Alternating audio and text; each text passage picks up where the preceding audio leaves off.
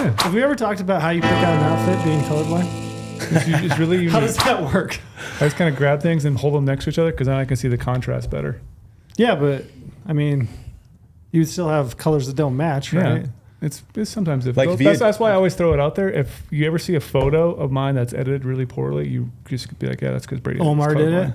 Yeah, Omar did it. That's because I'm colorblind. Do you, when you were a little kid, did your mom like hang your outfits on a hanger like together so they matched? For a while, yeah. Yeah, I love that. Let's Midwest nice. Yeah. let's refresh my memory here. What is your color blindness? It's green and red only? red, green, yeah. So like blood And it's all on grass. shades of red and green? Yeah, but like people always like ask them like, oh, can you see stoplights? Like, yeah, I can see stoplights because the colors are separated out. But when they're right next to each other, like certain shades, yeah, it's impossible. Like what's the main shades? Like the darker shades or the lighter shades that you can't see? More darker shades. That's what I would figure. Like the darker it got, it would be harder. Like those little colorblind things we can do on the internet. We get all those different circles and you look for the number in between there. Yeah. I can pass a few of those, but I'll like fail like 12 of the 14 or whatever of them. Holy shit. I can't see the colors inside of those. You must, and I'm like squinting, so like blood trail holding it is away, just not good. up. That dark red, just not good. No, that's why I hunt in the snow with the rifle. Christmas Perfect. must suck. Then it kind of looks more red. Yeah, he's just looking at a bunch of the same colored lights. Yeah. Stupid Christmas. Anyway. Can you see the blood on your ram's face? Can you see that? No. So actually, my girlfriend the other day, she saw, obviously when we first started dating, she saw, she's like, dude, there's a lot of blood on there. I'm like, no, there's not. I edited the blood out. Like, oh, there's blood everywhere. Yeah. It's a sick picture though. I know. It's a Marco Polo on my phone. But I like cool. the blood on it. It's cool. It's like, I think it adds to the picture. There's a lot of blood on there? I was just wondering if there's a lot of blood on there. Lots. Yeah, I can't see that at all. It looks gray to me. Like it looks, I can't zoom in on it. Just like a sick black and white photo. Kind of. Yeah. I think it looks awesome with the blood. Mm-hmm. I just can't see any of that. There you go. Like I thought I did a good job, but I was like, do you know what color your girlfriend's eyes are? Yeah, of course I can tell colors like that. It's like when they're by themselves, but like that's hard. I saw baby girl. You did? You met her? Saw her on FaceTime. That's right. I've seen her on FaceTime. You're creeping behind my phone, and she thought that someone was looking. She's like, "Oh, I wonder if Lorenzo peeked over." Her. Yeah, I did. Yeah. I had to see baby girl. Where was you FaceTiming her? In the office? In the airport is when I saw it. You peeked around? Yeah, just I needed to check and see if the warlock was real. The warlock was real. Whatever. She does seem really nice. She did. She was very cordial. Into like you can just see twinkle in people's eyes like when they're genuinely happy. I could tell she was genuinely happy looking at Brady. I could see it.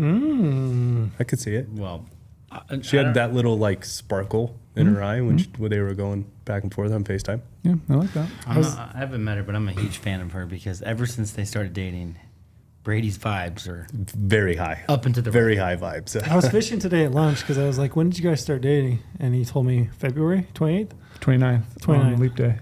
Which means she hasn't actually been through a hunting season yet. Well, bear season. This will be good. This will be good. How are you feeling about that? Nervous? No.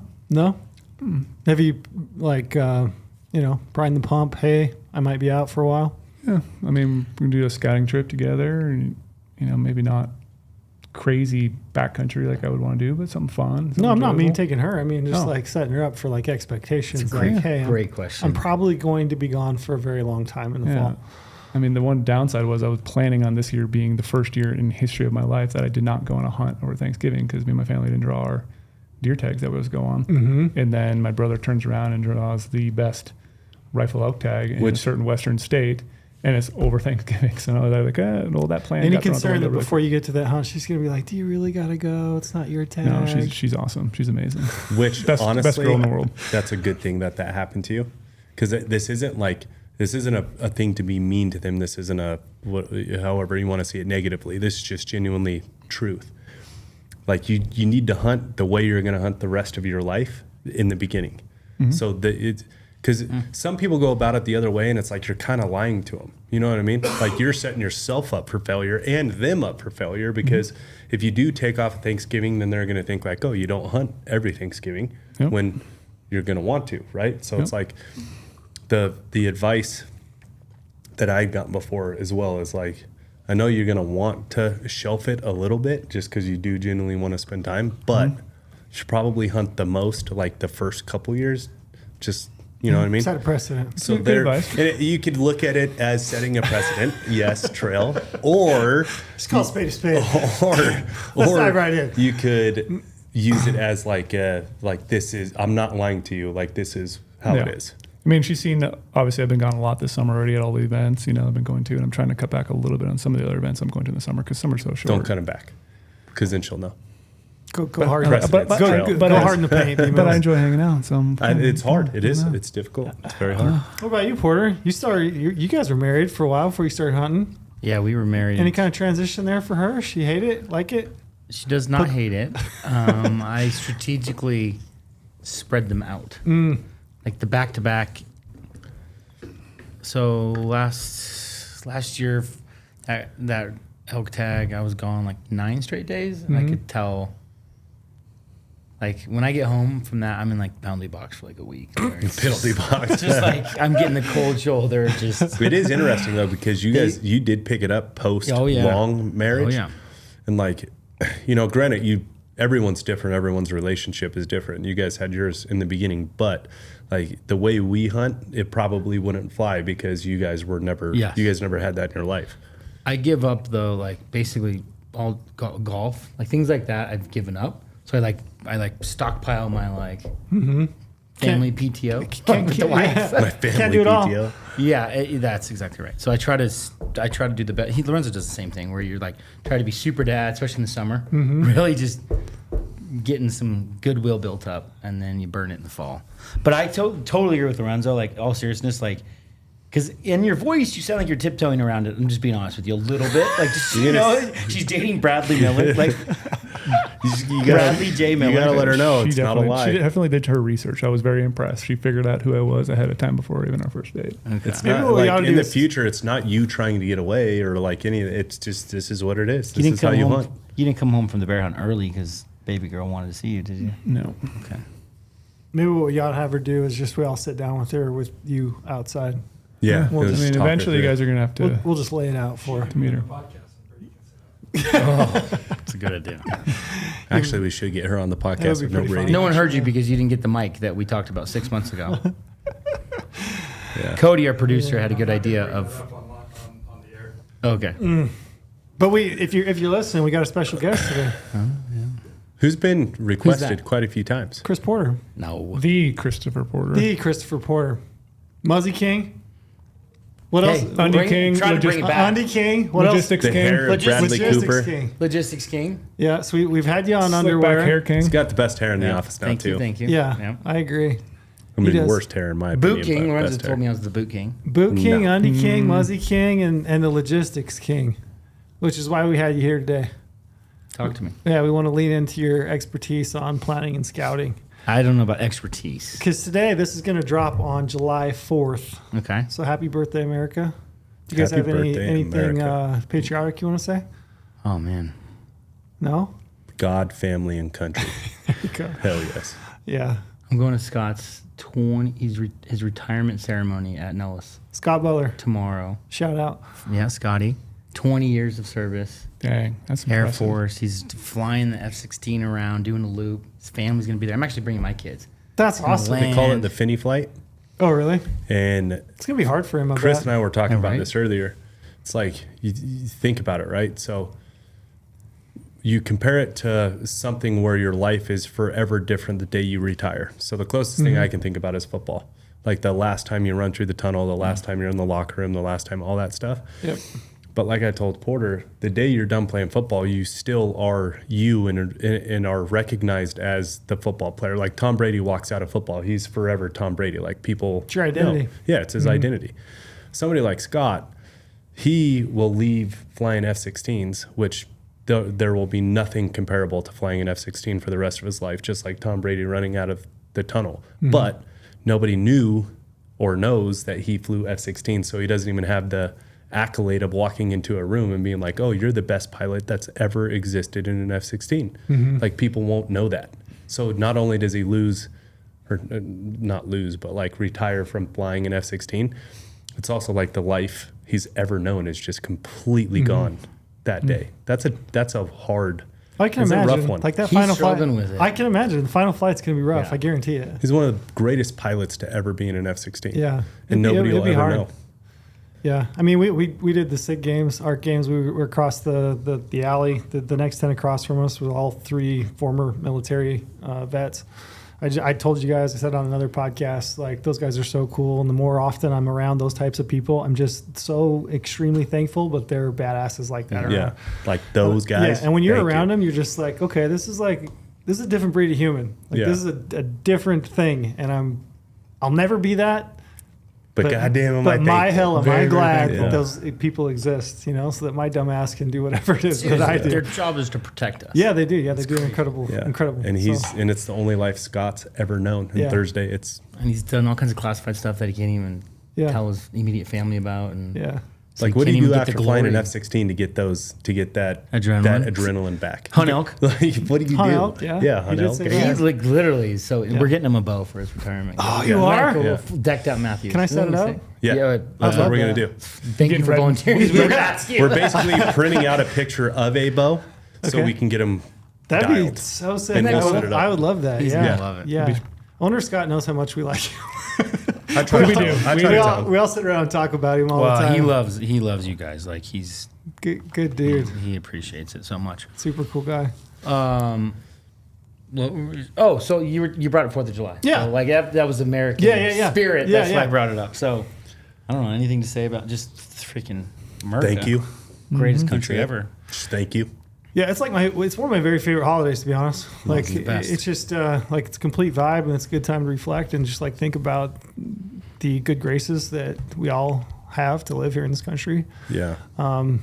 It's funny, like I am not an emotional person. Like I won't tear up. I mean, most horrendous things ever, I won't tear up. But the only thing I will get teary eyed is the national anthem, Yeah. Yeah. which is weird, a little bit weird for me, Yeah. But if being completely honest, like that's the only time I ever like feel emotionally like. I got oh. our earlier podcast. We talked about luck and the definition Mm-hmm. of luck.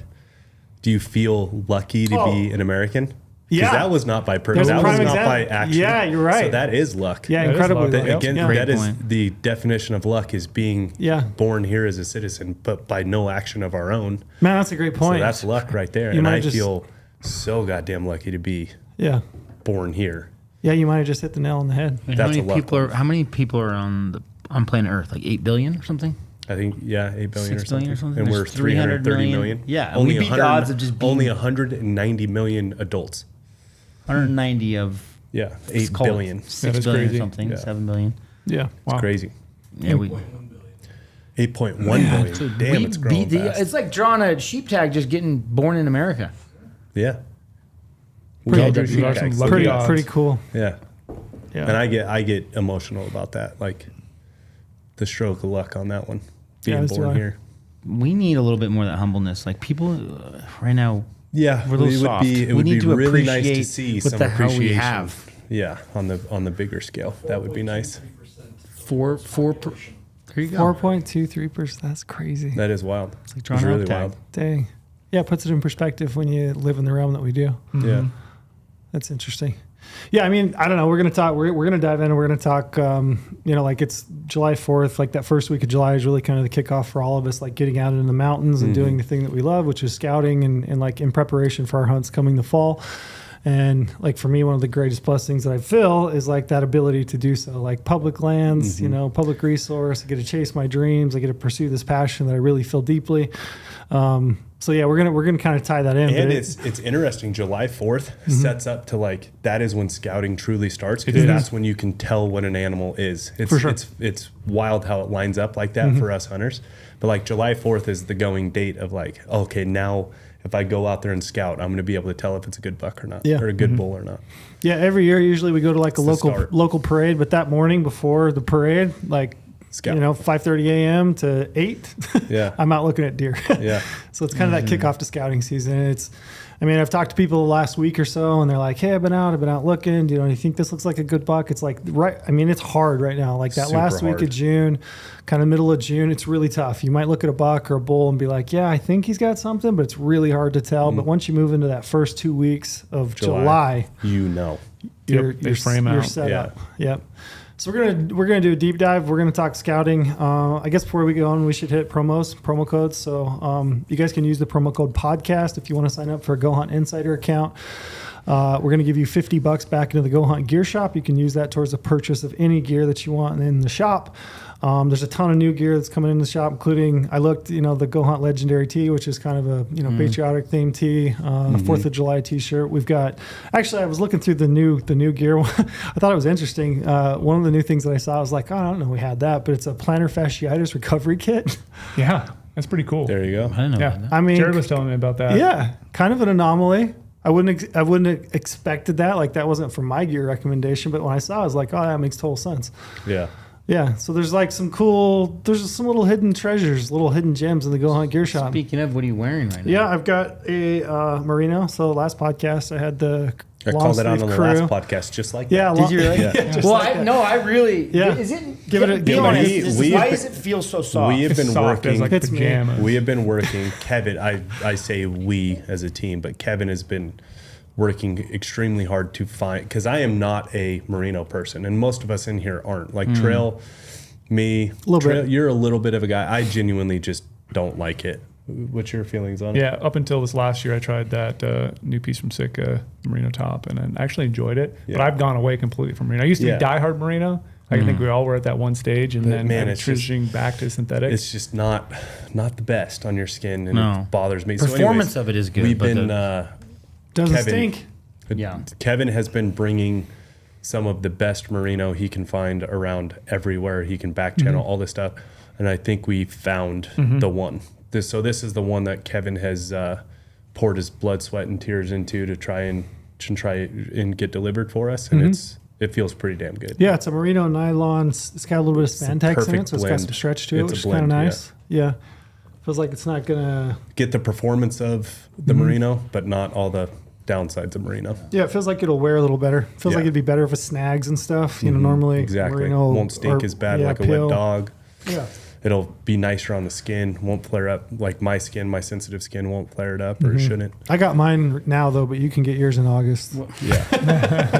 I'm running that thing. Do we have a couple prototypes, or you literally got two? I think we One have two. hooded and Yeah, we one- have two right now. We have a Yeah. long sleeve crew and a hoodie quarter zip. So yeah, I But don't even- August, You better put a rush on that. you'll have it in August. yeah, I think we're gonna call it the Basin.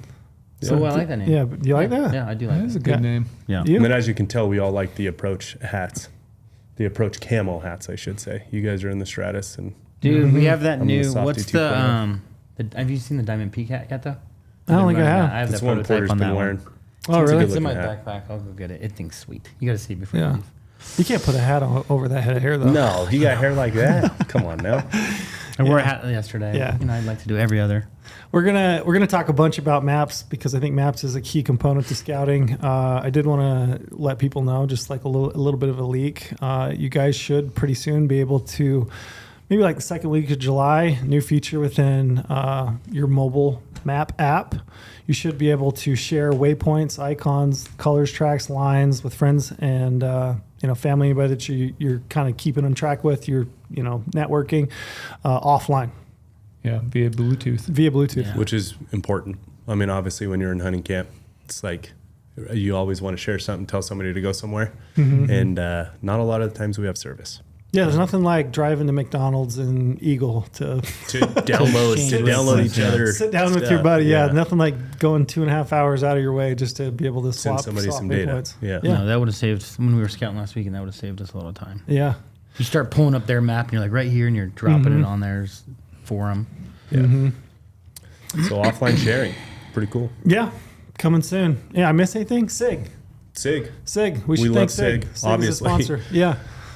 SIG. Super cool bunch of people over there, and just God, I was thinking yesterday, is there a company right now that you know of? I mean, there's a few, but like they are kicking ass. They're kicking ass. Beyond kicking ass. Like truly changing things though. They're not just like putting shit out to say that they have it. They're truly changing the way we go about using gear and hunting. It's pretty cool. Yeah. It's awesome to see. And when do their new Zulus come out?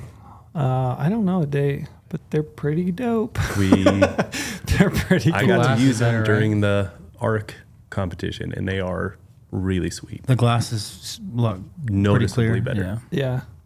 Yeah, I don't even know how much we can say, but they're pretty sick. They're pretty Well, we good. I said got to look at something. them in Alaska. We can and bleep out. play with them. But just know Yeah, just they're know. awesome. They're rad. So yeah, thanks to Sig. I guess with that, let's dive in. Let's do it. Boom. Porter, Yes. give us the goods. Yeah, he just got back from just a little got scouting back. trip. I have kind of a format here, but before I dive into it, I'd be interested as the planning king, then that the logistics guy. Like, what's your process? You've got boots on the ground already, which I think is the first for any of us. You drew a great tag. Have we talked about that? Yeah. Yeah. Yeah. Well, I was on a couple Okay. days ago, I think. So you drew a great tag. So for you, Phenomenal tag. what's your first steps? What's the go-to? Start planning. Okay, so first of all, earlier you said like expert something. I'm definitely not nearly an expert of your guys' level. No, I say Planning to and plan. logistics. Honestly, planning and logistics you are Okay. though. Because yeah, I would say way better than me. Me too. Because I You're- take a lot of things for granted, and I would imagine Trell does too. Not to speak for him, but Okay. Brady as well. Like we've all done it so much. You are very logistically sound. You're infinitely better than I am. Okay. No lie. I think in a marketing meeting yesterday, we were talking maps, and they were like, "What do you think, Trail?" I was like, I don't know. I tend to like drop a waypoint to a trailhead and then just like go and figure it out, yeah. kind of figure Yeah. kind of figure it out. So I'm not the best. So That would drive me crazy. Yeah. Yeah, me too. yeah. I like to plan like everything in my life. I am a planner, and I think it's important when you're hunting because you have limited time to have a plan, whether you're scouting or going on your hunt, whatever. Having a plan. Early on when I first started hunting, like I didn't have enough plans. I would have like a plan A and B and think I was like dialed, and I was on plan C by day 2. Right? And You've I'm blown like, through A and B. like it's crazy how like you go there and you're like, oh, there's a dozen hunters. There's pressure. Got to go to plan B. Plan B is it's too low. They're higher. And then it's like, oh shoot, now what? You know. And so I've learned to have a lot of plans, and I do like the logistics of it. I do think like compared to like a Brady, I'm way less technical, right? So maybe that's more relatable for some of the audience. I don't know, but I'm no maps expert at all, but I do like to have a plan. So when I drew the tag, I said I'm gonna really commit to the first 10 days of muzzleloader season, but I'm going to. I love getting in the field. That's like part of like the reward with scouting. So I'm like, well, I'm going to be in the field in August scouting. I might as well have a bow in my hand. So I did commit to learning how to shoot a bow. Which trail you missed out? He did shoot a bow yesterday You did? in the warehouse. after this, we're going to go shoot a bow. Okay. I I brought ran mine. them. It's right there. I ran them Oh, through. I got arrows in the- I got arrows in the session. truck. Is that what it's called? A session? Yeah, What's it it could called? be a session. Okay, well, sure. yeah. I ran them through shoot. We're gonna the go shoot. first. Yeah, we can do that. I ran them through the first points of being able to shoot a bow. It was really good. He actually was giving good instruction. I was sitting 30, 40 yards behind when this was Like, 'cause going you were on scared because I or didn't what? know what was going to go on with Papa P here. Uh-huh. So I was a little nervous. Before I move on, what was it like? I loved it. You did? Yeah. I told you would. I didn't know. So the only reason I've always known I'm going to eventually get into archery, but I was like, it takes a whole nother level of commitment time wise that I'm just not ready to do.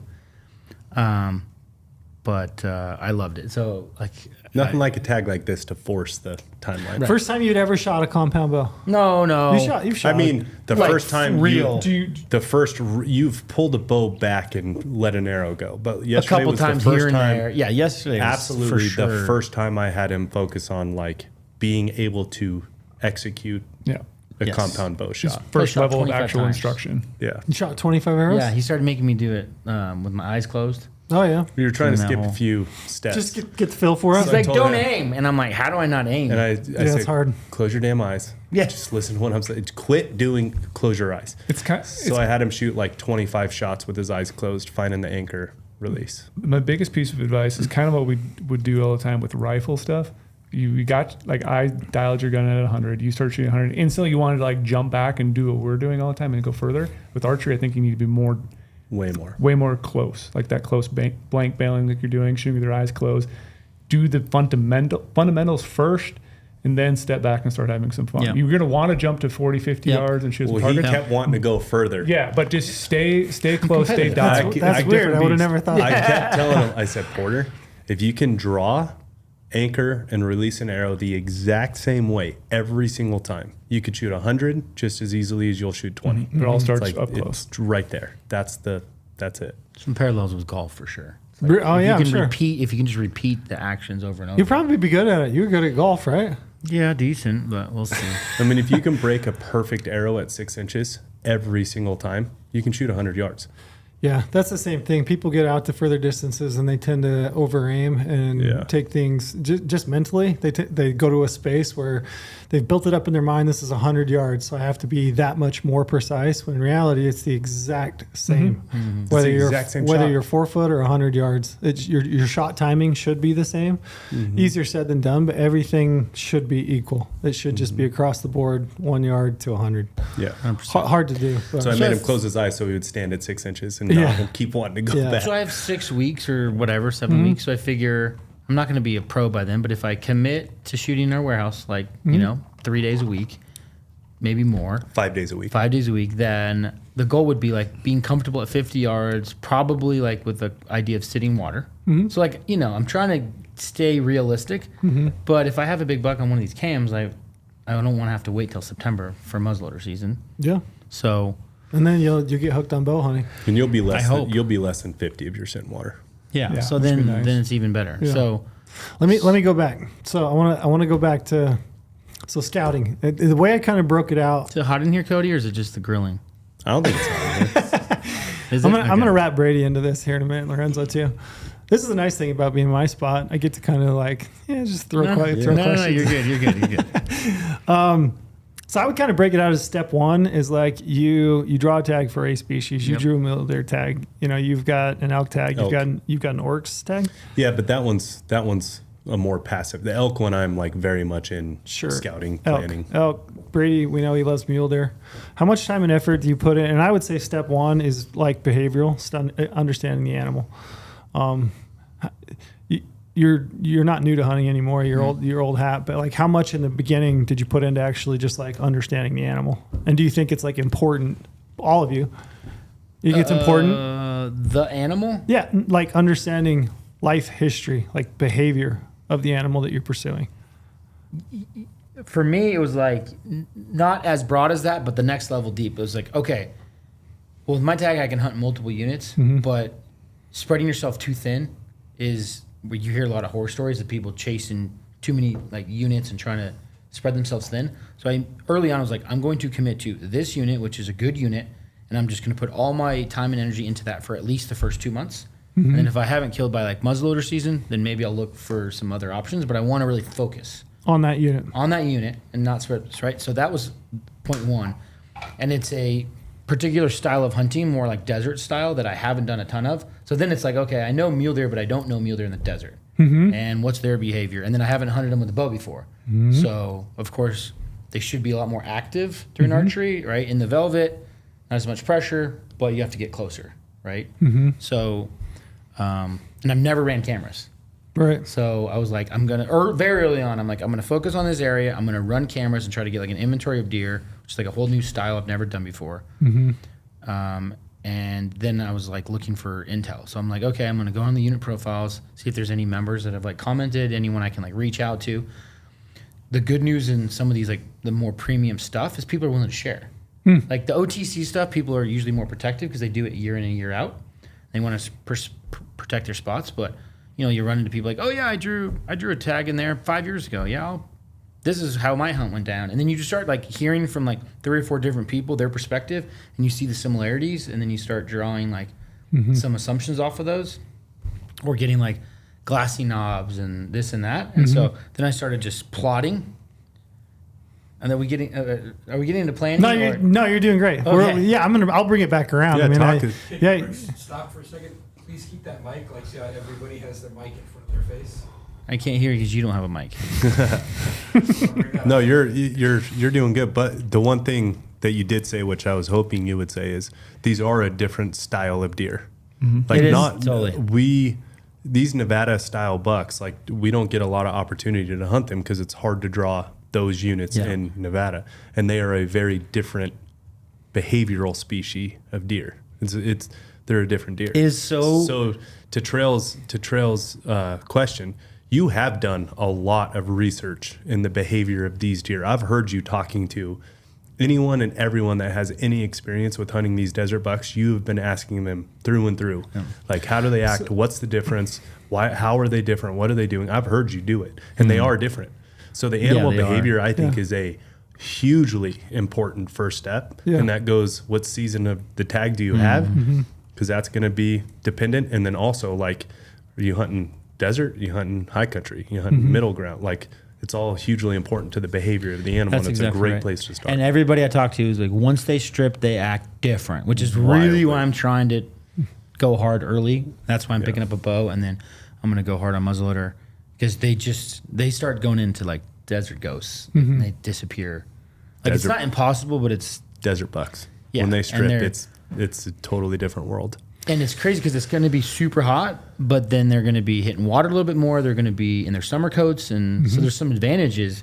Ironically, like, some of these spots, I actually think they might be more active, even though it's going to be 95 degrees out, more active on a August 15th morning than they might be on a October 15th morning. Yeah, they haven't been hunted. Yeah.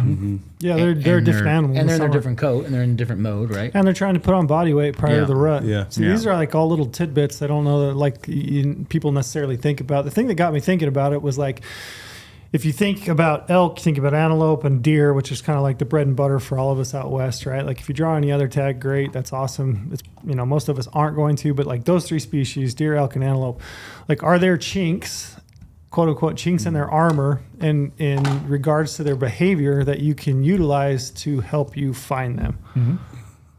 See what I'm saying? yeah, I You see. brought them up. I mean, Brady, mule deer? What do you think? Is there And- something about a mule deer, time of year? Yeah, well, I mean, we're just talking about biology stuff and animal behavior. This is where I think I always say it in every single seminar I go to. All this stuff is rooted in science, and so I want to learn from people who have studied these animals their whole entire life, like day in and day out. I could listen to someone talk about a big buck hunt story all day long, and maybe you could pick up a little tip or tactic, but really, is that going to help you in your exact area? Maybe not, because it's just a hunting story.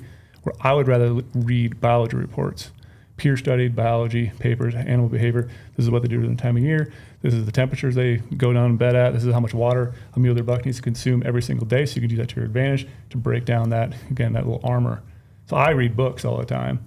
Nerd alert, nerd alert. Yeah. And I get the question about books all the time. And so I did write down 4 of my favorite books. Yeah, which so I is can going to be a talk about. follow-up question I had is, what are the best resources for you? Yeah, so I think obviously I have an article on GoHunt about how to utilize Google Scholar. You can basically break down about Google like Scholar. That really is Nerd nerd, alert. alert right there. there's normal Google and there's Google Scholar. So Google Scholar is where you can That's Google for smart people. Yeah, you can research all I'm guessing the Google owns it. yeah.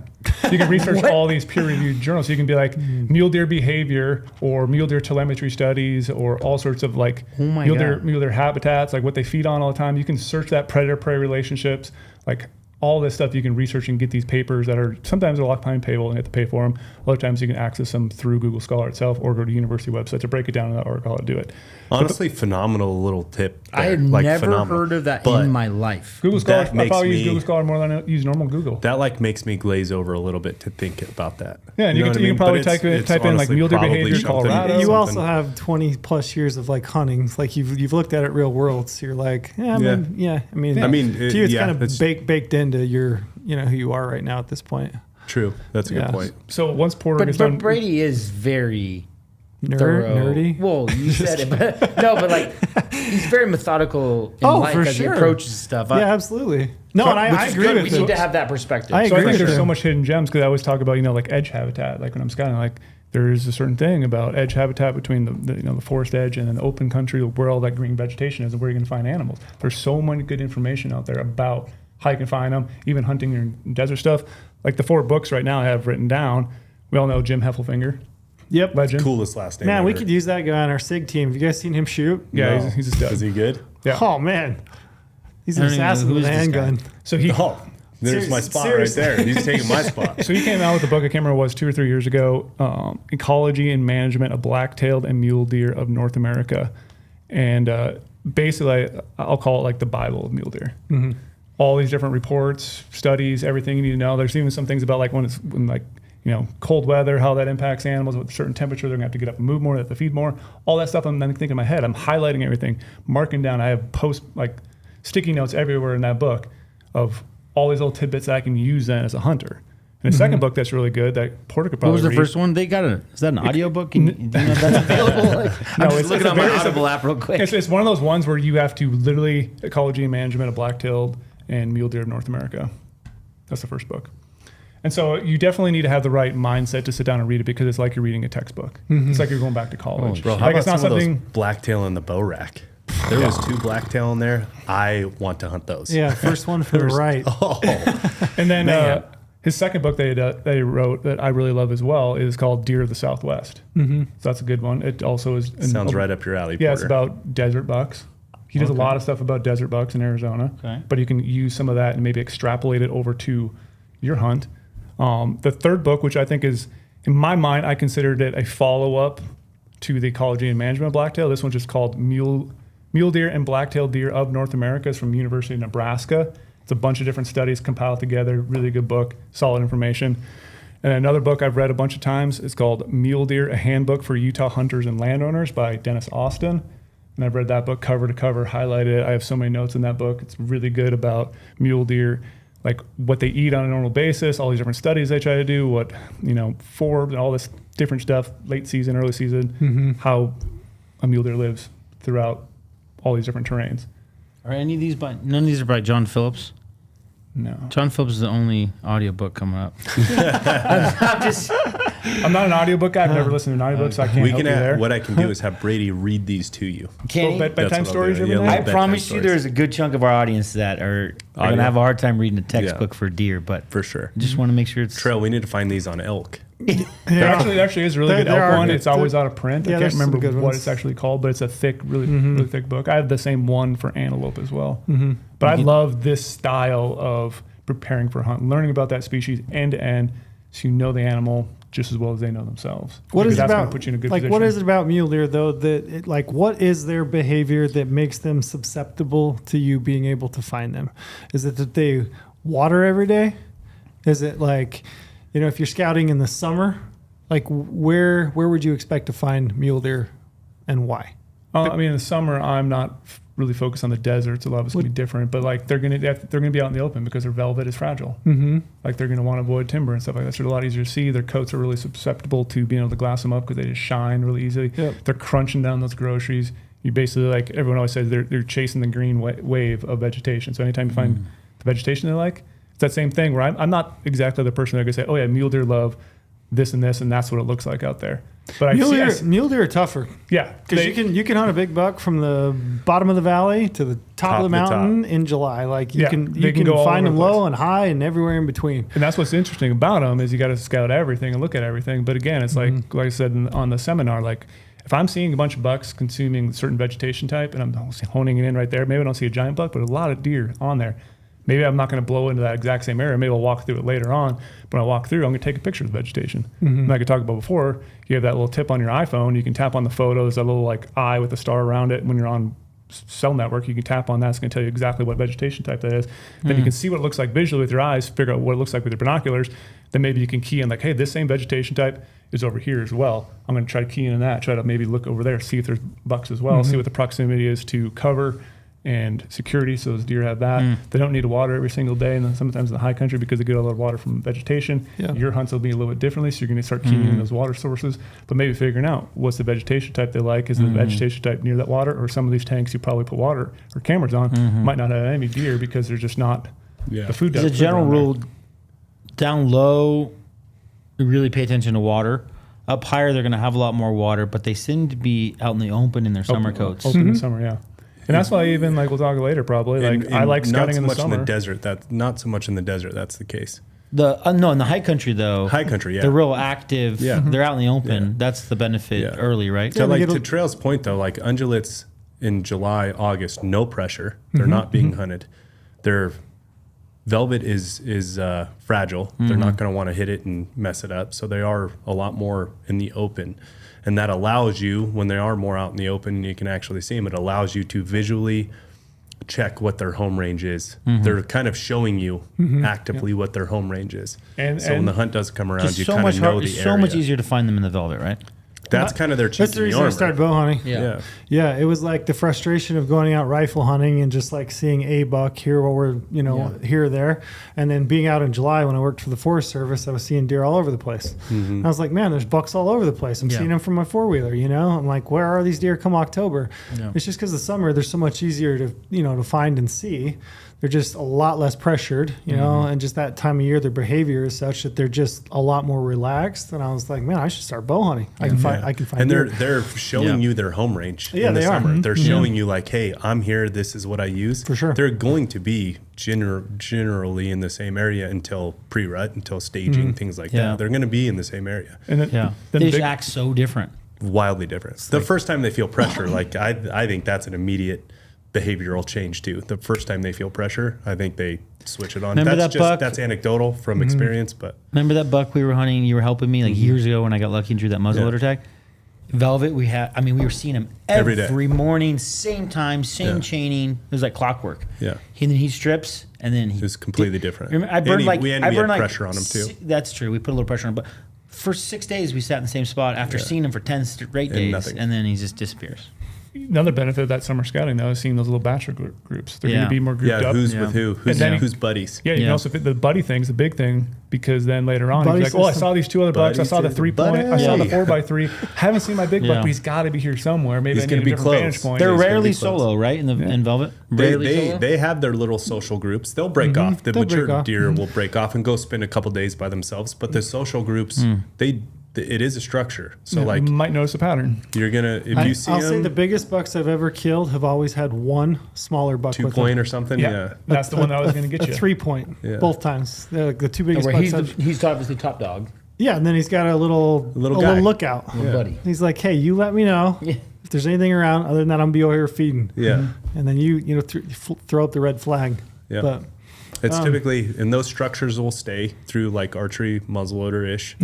And you can kind of like, oh, I see him, but where's the one I want? Within the days that you're hunting, they should link back up.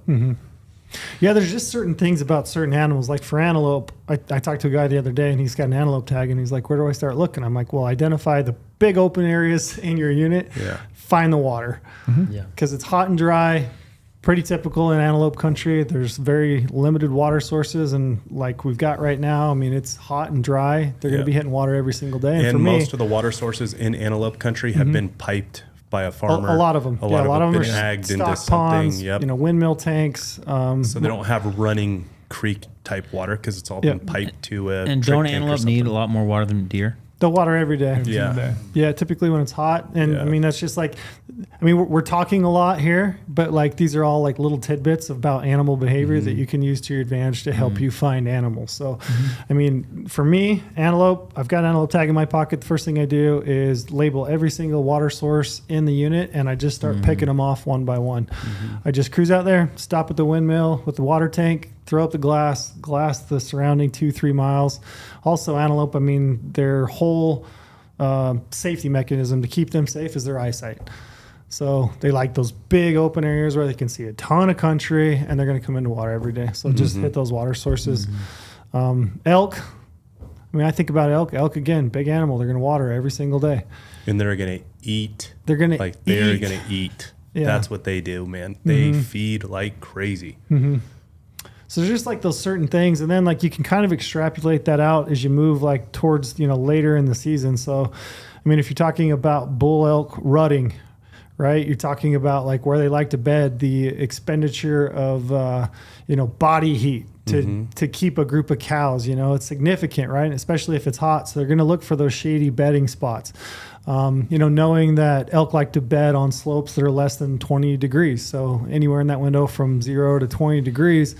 Knowing that that's their preferred bedding habitat on a shady slope where they can consume and like save that body heat, like those kinds of little things are just like little pieces of the puzzle that if you don't know, it might just seem like you might just go out there and walk around with no Yeah. idea. My little tidbit over the years is if you have a rut archery elk tag, you should be looking for cows right now. Don't even look for bulls. If you're finding Great tip. bulls right now, you're in the wrong spot.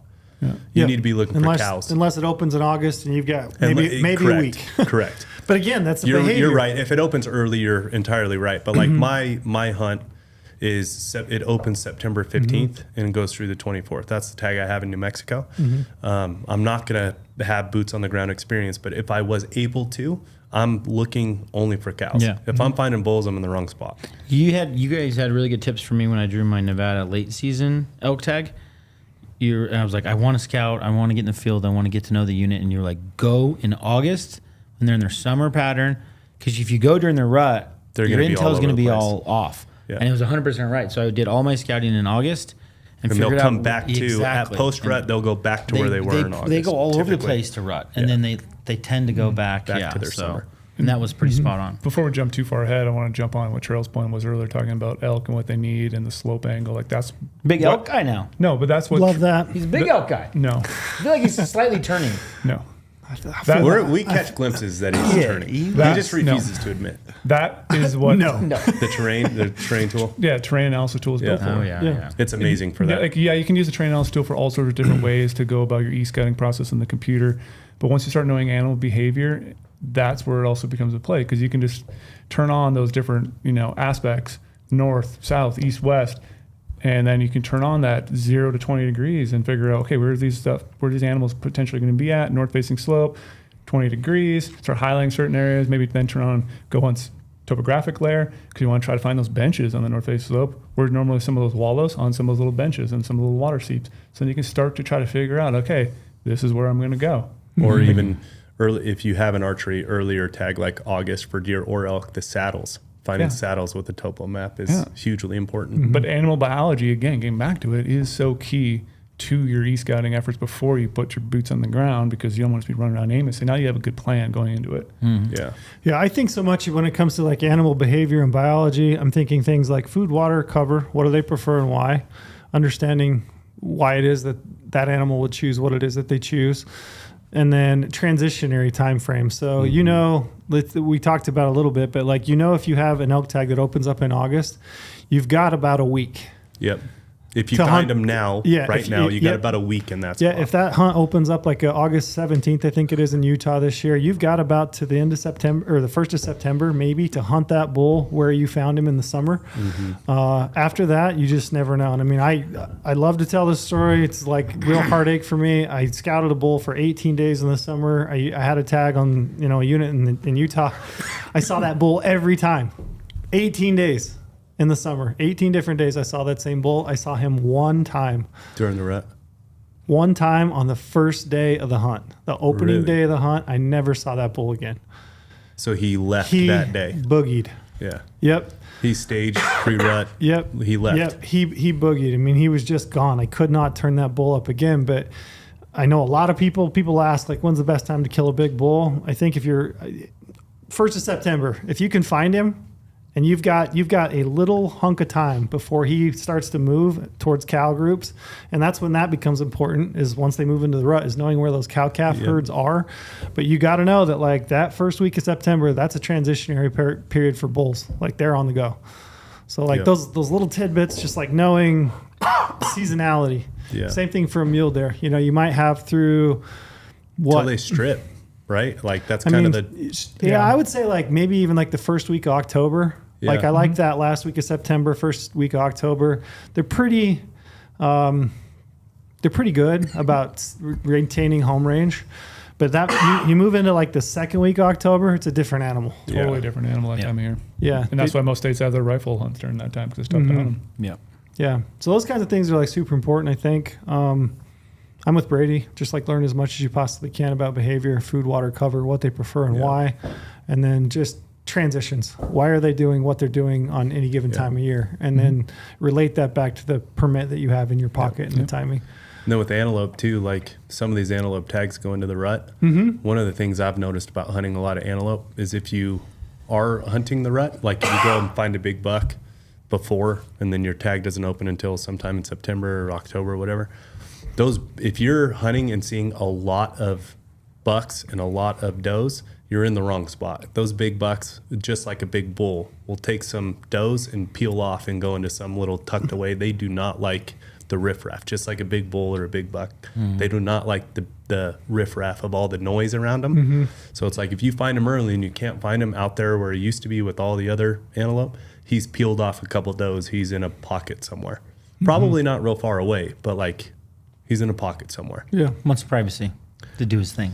He just doesn't want the little shitheads. He doesn't want the little shitheads coming in and stealing. Like antelope, even though they're weird and you can't really predict them, they do have some similarities to elk and deer like that. Like those big, mature bucks, they're going to peel them off and go tuck away. They're not going to be out there with... They've been hunted before. They're not going to be out there with the 50 other bucks that are trying to get some. You know? The other thing with antelope, right? They're going to go take care of business. Don't you really want to be there on opening morning if you really can? I mean... Don't they act so different after they've been shot for a weekend? It's just the age Oh, old, with a like, rifle for sure. World Yeah, War not III. archery. Yeah, archery, Right? they're, So- the they see a archery, they're truck. pretty chill. Yeah. But you get in the rifle hunt, And they're just so in the open. So, like, you know, those big bucks, maybe they are tucked away, but they're still going to hear the 30 gunshots opening morning because most people will shoot the very first good buck they see, right? Who's got black on their head and cutters above the ears. Like, he's getting killed. 90% of the tag holders, right? But if you're out there looking for the one, yeah, I mean, he's going to be skittish as hell because he just listened to 30 gunshots in the first 10 minutes of the hunt. He's probably been shot at too and missed. And probably been shot at on the run from a yeah, lawn I've chair in only Utah. shot one antelope with a rifle. Yeah. Yeah, one antelope with a rifle, and that was an entirely different experience than I have bow hunting. Yeah, bow hunting, they're pretty. I was like, this They're pretty became good. infinitely harder just to sneak up to get within, Yeah. like 300 yards. I was blown. Their eyesight in the open is good. Too. Well, Yeah, watching yeah, your 8 truck power. come from You 5 start miles to do away. a little sneak up on them. Even I had them 500 yards away. They start to see you do this. Yeah. They do. They're, Yeah, Yeah, they're gone. Archery, they're fun in archery because they are very predictable. love that. Love that. Love the predictability. I was going to move kind of next step for me, and I think this probably varies between different people.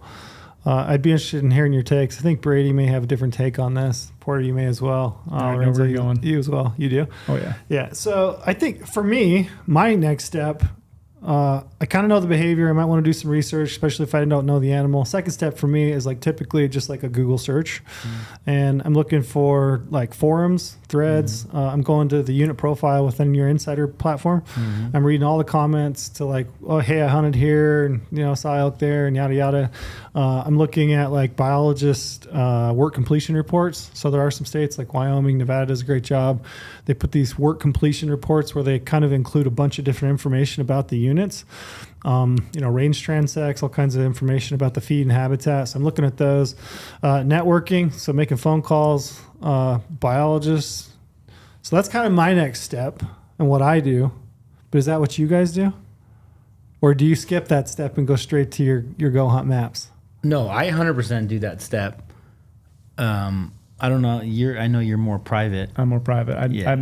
We've talked about it a little bit before. I've never called a biologist or anyone from a state to ask them about it. Call me all You're the just time. being stubborn. I feel bad. I don't like being bugged all the time either. So I know they have a real job and are doing other things that are Yeah, it's other to answer important- questions It's about part where of should their I hunt. job. Yeah. So I'm like, I don't want to bug this guy, and I don't want to get the same information you've given 20 other people, and feel like then I have to is that real info? I have to read between the lines on it? Obviously, I want to have my homework done ahead of time before we call a biologist. And then to speak to that, we do have a lot of content on Go Hunt. We talk about what questions you should ask a biologist, all the work you should do ahead before you try to contact someone. Instead of like, hey, I drew this sick tag. Give me all the information you want. Well, you don't even know about the unit yet. You probably shouldn't be calling a biologist. Porter, what's your opinion on putting it out there publicly? Like, hey, I drew this tag for this unit. You do a little Instagram post. Sick, I drew this tag. Here's the snapshot of my successful result with the unit. That's how I met him. What's the thought? That's how you met him? That's how I met Lorenzo. Yeah. Good move, bad move. What do you think? posted on Instagram and then Lorenzo DM'd you? Followed me. When this was before DMs, way back in the day. He commented on it. We started talking about the unit I drew, and then sent me his email address and said, "Let's take this offline." Yeah. Yeah. Hunters are willing to share way more than I ever would have realized. And there's different levels of sharing. Some, like on a premium tag, a lot of times you'll get, if you're a good person and you're good to them and you meet a good guy, a lot of times there's like really open, genuine sharing. Other times it might be like, hey, this road's closure, just be aware. Like on the map, it says it's pretty good, but there was a mudslide there two years ago. that's like incredibly valuable because that road might be what you're counting on to access this entire basin or whatever, right? Mm-hmm. So like I am huge on intel, talking to the community of hunters, your network. Hey, do you have anyone that's drawn this? Like I don't publicly put it out there. Like I won't put it on Instagram, but I definitely hit up the unit profiles. Like that is such a secret little weapon.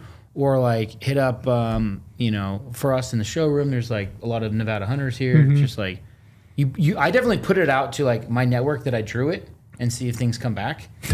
And it's not like it's not like, hey, what's your secret spot? It's just like, hey, any general tips? Like how would you approach it? A lot of times you'll have a unit that's good for or a tag that's good for like 3 units, and it's like, hey, any suggestions on like focusing on this one versus this one, and like a lot of times people will share like good information.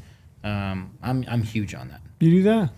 So I am definitely into the unit profiles, the comments below the unit profiles, because no one's sharing anything secret there. But a lot of the times there's some access stuff, and there's a lot of people that are like, hey, if anybody draws this tag, just let me know. Yep. And I've gone about it that way. The biologist thing, I've only called a biologist one time, and that's when I drew the desert sheep tag in New Mexico.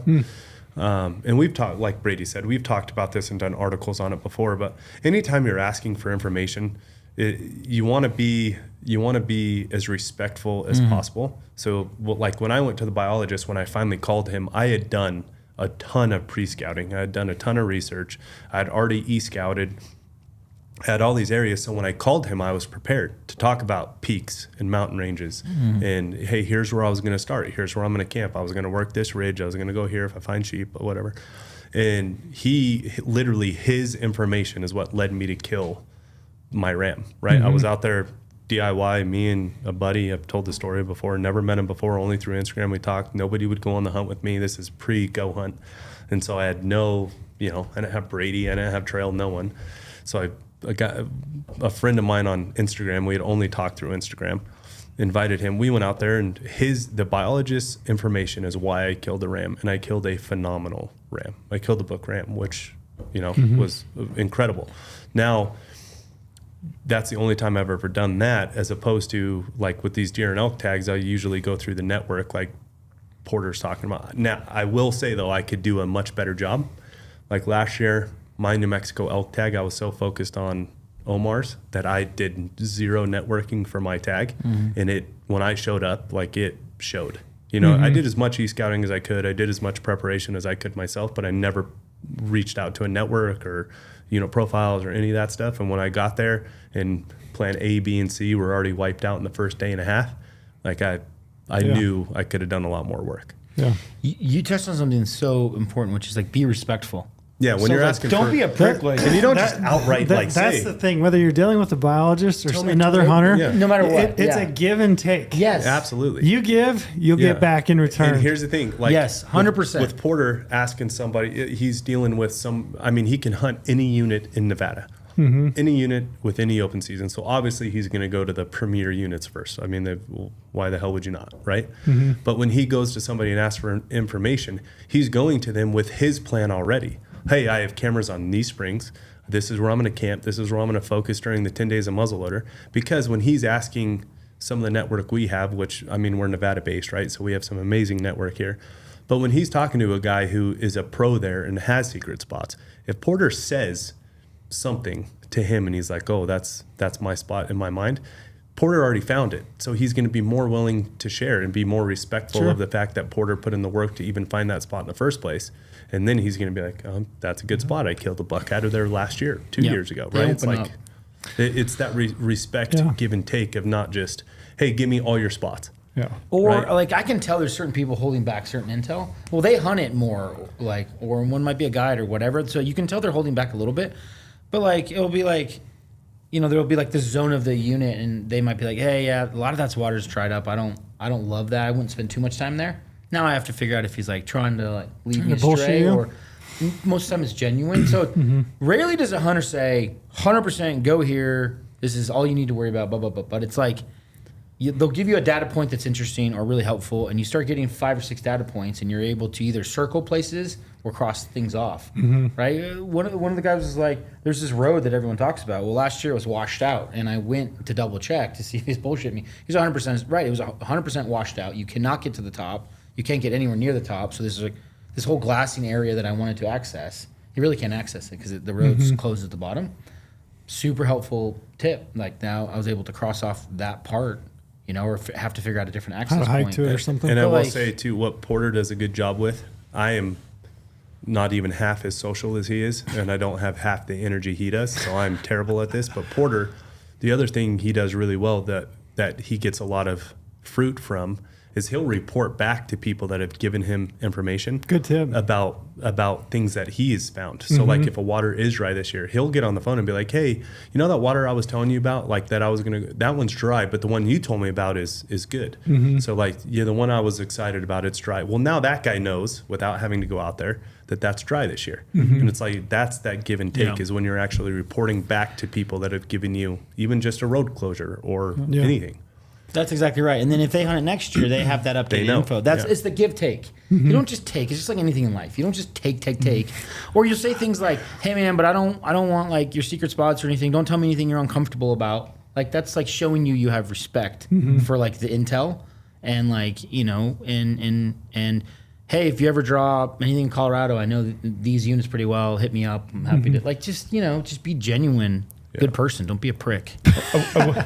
I will say though, one of the coolest thing is when you do help people and give them some information and they are successful and they let you know I later love how that. appreciative That's the they are. best. It Yeah. does. Because It's I awesome. was on my elk hunt last year, randomly through the people who had tagged, word got around that I was up there because people started meeting me and recognized me. And then some kids saw me packing up my bull, saw him up on the ridgeline. I didn't talk to him or anything because he left because he didn't know he didn't know if there was another tag holder there, which I was very respectful of. Yep. But then he somehow figured out it was me, talking to other people. Obviously, he reached out through GOHUNT and then got a hold of me through email. And it was like, hey, I'm a college kid. I was up there scouting, didn't really find any bulls. Wondering if maybe you could help me out. And it's like, it's a coveted tag. So again, we're talking about coveted tag. So like I had a coveted tag. So I was more willing to give him information, gave him a lot of information about where I was seeing bulls. His hunt was right after mine, limited time to scout because he's a college kid. And then he sent me an email later. It was first bull ever. And it was the coolest feeling ever, like helping him out on his hunt.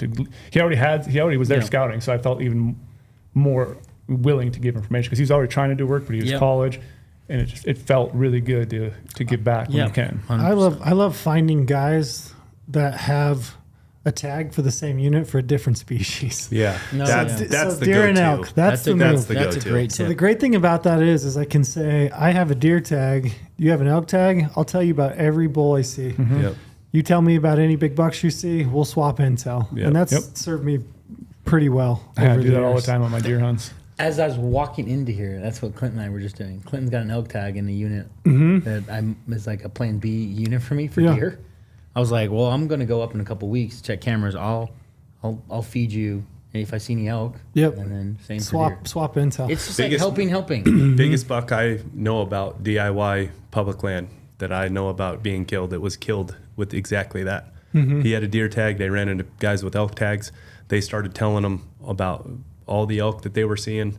And then he goes, yeah, we just saw a giant deer up over here. Well, they go up over there and it's the biggest buck I've ever seen come off of DIY public land. Wow, that's amazing. I'm a big proponent of this kind of stuff, and I think like looking back on the best animals I've killed, almost assuredly it's come from exchanging of information with people that have either hunted the unit or have been in the unit looking for other species, and just exchanging intel and like staying in touch and just like agreeing to like help each other out. Yep. You know, like I really can't express it enough. Like that's been really important for me.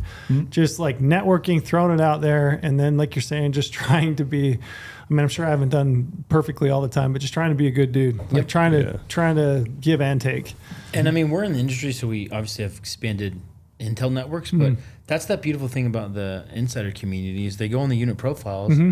Anyone willing to share anything, and they exchange emails, and we're gonna develop some features We're gonna fix that. to help that for them. But like people are, and I think part of it is because it's behind a paywall, so it's not just like out on like a Reddit forum or a hunting forum or something. And and they feel a little bit safer there to share. And there's 99.9% of it is genuine people helping each other. There's rarely any negativity. And like in the hunting community, like you want someone burned a bunch of points, especially like you want them to have a good experience, because otherwise they have a crappy experience and then maybe they give up on hunting, and then, you know, obviously ties back to conservation. They're not buying tag fees and like that whole thing. Like we don't want people leaving our industry. Like we need hunters, and we want people having good experience in the field. Yeah. Wrap that up with a bow, I think, and I'm gonna transition over to the next one. But a lot of I'm gonna use it as a springboard, if you will. But a lot of the map work that I do initially is based on the intel that I've gained from other people, like talking about, you know, different areas and things, and then we'll move into maps. But I guess I would say just kind of wrap it up with a bow as far as like making phone calls, networking. So like, don't be a dick. First, be cool, man. Be cool, man. Yeah. Exchange information and be willing to give and take. If you do call a biology, actually, if you call anybody, I would say it's like Lorenzo was saying, do the work first. Do the work first. Yeah. Like a weekend out on the unit, and then you call up a biologist and say, hey, I was out there for 3 days this last weekend. I saw a deer here. I saw a deer here. I saw a deer here. Is that like good? Would you expect to see? Is it typical? Is that what you expect to see? Anything that you can give them, like, will open the floodgates to them because they feel the effort from you. Yeah. Like that genuine effort goes a long ways with folks. So Another good tip on that is, especially if you're like a high country hunt, where you're dealing with national forest, call that local national forest office and just, hey, are there any recent road closures I need to be aware of? Oh, I got a good one on your deer hunt in Colorado. Logging guys, like any guys driving work truck. Dude, natural make resource friends. specialists. They come driving by. Hey, you guys need a water. I got coffee in here. You need some food. Like, you see any deer when you're driving this road? Told us about a deer, some cheaters. I'm like, hey, there's a buck in this spot. Yeah. We need to. Truck Don't want to drivers. overlook this. That's it. Yeah, those guys are cruising the roads all the time. Yeah. I mean, I hunted a buck I've told this story, but I would listen for the trucks to go by at night, and you know, I would know when those deer were crossing back and forth on the freeway because you'd hear the trucks throwing the Jake brakes. Yeah. And you know, there's a number of times I saw those bucks just right off the highway. But yeah, like just little tidbits. Natural resource specialists. I know guys in Cedar that are out working on projects. Those guys see a lot of animals that most people don't. Yep. Yeah. Yeah, it can throw you a bone. YouTube. I use YouTube a lot. So like I'll jump on YouTube and just do a Google search, elk unit, blah, blah, blah, and just see what pops up. A lot of times there's hunting videos guys have put together and filmed, and like you get just a lay of the landscape, what the terrain looks like. Yep. You know, try not to be that guy that like takes a peek in the background and then lines it up with your map. But I mean, have I done it? Yeah. Maybe. Just saying. So yeah, all those are good. But I want to jump over to maps. This is kind of bread and butter. Mm-hmm. This is where Brady J. Miller, Chris Porter jumps in. Love me some maps. What are you doing? We're gonna have logistics off here. Yeah, we are. What do you say? I have a logistics off. I want to. Maybe you guys can grade Brady's approach versus mine. Yeah. What are you doing with maps? What's your first? What are your steps? Everything. Ladies first. Go ahead. Second I get a tag, I'm on maps. And I like to throw the little thing out there again. Maps is one of those things that isn't sexy compared to other things. Everyone likes to post photos on Instagram, shooting their bow, shooting their rifle, out doing fitness stuff like I do. I run every day. I don't ever post when I'm scouting for maps. Because why? Because it's not sexy. And I don't want to show people where I'm scouting as well. But I think it's one of the things maybe you should. It's not sweaty hat. It's sexy maps. Sexy maps Sunday. You know what's so funny about Brady though is Love he that. won't ask for help, but he's actually really pretty good at helping others. Like when people hit him up. Sure. Yeah. Yeah, I like to help. But like this is where I think some people just think of it as, you know, the redhead stepchild of your approach to everything. Everyone shoots all the time. They do the training all the time. Do this other thing. But when it comes to maps, they're just like, yeah, I'm gonna get not to pick on you, trail. I got the trailhead marked. That's and me. I'm just gonna run around. It's true. It's like you have so much free time. I'm not far off. We have a phone, I do right? more than that, but I'm not far off. I have a For phone. elk, in your defense, that's Here's mostly for the elk. thing. It's very species specific. Yeah, like when it comes is. to antelope, I mean, The you can antelope agree. hunt- the I antelope spent hunt, a we did on lot trail. of time on an antelope hunt. He had all the water sources marked in the animal. Same with deer. I'll spend a lot more time scouting Yeah. for deer. It's just like elk. It's like that time frame when I'm hunting. It's so chaotic. Yeah. Yeah. Like That is if true. I can draw a circle around an area, I'm like a polygon. Okay, there should be elk in here. I'm going to go in there and just see what happens. Yeah. Yeah. Yeah. But That's it's like, true. we Very can- good point. I can e-scout on my phone constantly. I can download the offline map ahead of time. I can start looking at this whenever I'm free. If I'm at an airport and I have a layover, I can have my computer and my phone. I'm on the plane flying. Why do I need to watch Netflix when I can be e-scouting? Like literally any information you can get on the phone is good There's information. pretty good I mean, shows have on you there. seen? Yeah, have you seen Baby Reindeers? Pretty good. Oh, it's awesome. Have you seen Such, that? such a good show. That's Holy a hell, doozy. it's a good show. That's a doozy. Yeah. So it's Funny, like, scary. What are we doing? Kind of both. Okay. so it's like the day you get a tag is the day you should start working. And it's like, it's one of those things where all those other things I'm talking about, the working out, the shooting, like you do that multiple times. Like you said, you're going to shoot 5 days a week right now. How many days, honestly, could you say you're e-scouting? Are you e-scouting just as much as you're shooting? Probably not. No, most people, no. most people, like I can put myself in the same boat. I do a lot, but I probably could do more. But it's like I want to learn everything I can about the unit, so I'll start that backward, like. But what are you doing? Zoomed out approach first, just kind of scanning around, looking at What you know, layer? What layers are you putting on? a lot of times I won't put layers on. No layers. Yeah, because I Unit boundary. I'll put unit boundaries, the roads, trails, a little bit of things like that. But like, I'm trying to find access points right away. Maybe not just for me, but maybe like, all right, this is close proximity to a town. I've given an explanation before. Some of my late season hunts, a lot of people like to hunt out of hotels, that sort of thing. So how far then does someone willing to drive every day from hunting out of a hotel? Well, if they're starting to drive an hour and a half every single day, they're going to start wearing on themselves. So most people probably are camping in a hotel really close to where they're probably hunting. So that's an interesting thought. You're thinking about what other people are doing. So like that proximity, then if they're only able to drive an hour, because then they have to come back an hour every night, they have to eat food, they're going to be not sleeping as much. They're not going to be willing to go further in that unit. So if I know the other side of the unit is very, very remote, maybe has a couple trailheads, but there's no towns nearby, well, that's an area that could be a sanctuary for big game animals because they're not getting pressured by these people coming out from a town basically day hunting every single Something I day. haven't really thought about. So it's like using is it good. using it differently too. So I'm just taking that zoomed out approach, scanning around everything, finding access points, obviously marking spots, marking roads, marking where I would turn from a town, turn on the trailhead, maybe park at the side of the road or park at a trailhead. Like just kind of figuring that out a little bit, start analyzing the terrain, figuring out I know certain type of slope I want to look at during certain times of year. I'll start highlighting it. If I see sort of habitat types that I like good timber, maybe it's got some aspens, it's got some some PJs nearby, maybe we'll mark it as some bucky habitat, start like getting a general idea written down. And then as I progress through the season of e-scouting, I'll start fine tuning it a little bit more. Like, hey, here's a cool glassing spot. What can I see here? Hey, here's a good water source that I think using historical imagery. Like just slowly start adding more and more waypoints and more data points essentially to that. Where potentially could I camp? If I camp here, how many backup spots do I have from there? Is it an area that I could bounce out if I need to, hike really far away, hike back in, or can I utilize a trail system to hike in a different part of the area? So just kind of slowly building a big Library. research study of library of waypoints and ideas and dropping notes on some of those waypoints. Like, hey, if I'm here, estimated time is going to take me to get here. Just trying to work my way through the process. And I've always said before, like, I know I can find animals through maps. I just can't. I know I won't be able to find a 200-inch mule deer on a map. That's impossible. But I can find animals that potentially could have a big buck on it by learning habitats and biology and figuring out where I might want to look in that unit. But again, proximity from a road, there could be a 200-inch deer right from a road, and I'm going to go hike past it just because I like the experience of hiking past it. So I'm trying to look for a different experience when I'm out hunting, but it's just trying to figure out where animals might be is my most important point before I step foot in the unit. Porter, you just went and hung cameras, right? Yeah. You just said that. How did you find those areas via maps? I do a very, very similar to what he's doing. Not quite as intense, like not quite as technical, but it's very similar to what he's describing. Like, to me, it's very much tied to having a plan of, can I get to that waypoint? So like we left, we worked Thursday, it's only 3 hours away from here, give or take. So it stays light till 8:30 right now, right? So it was around, okay, where's a good spot to glass that night so we can be productive?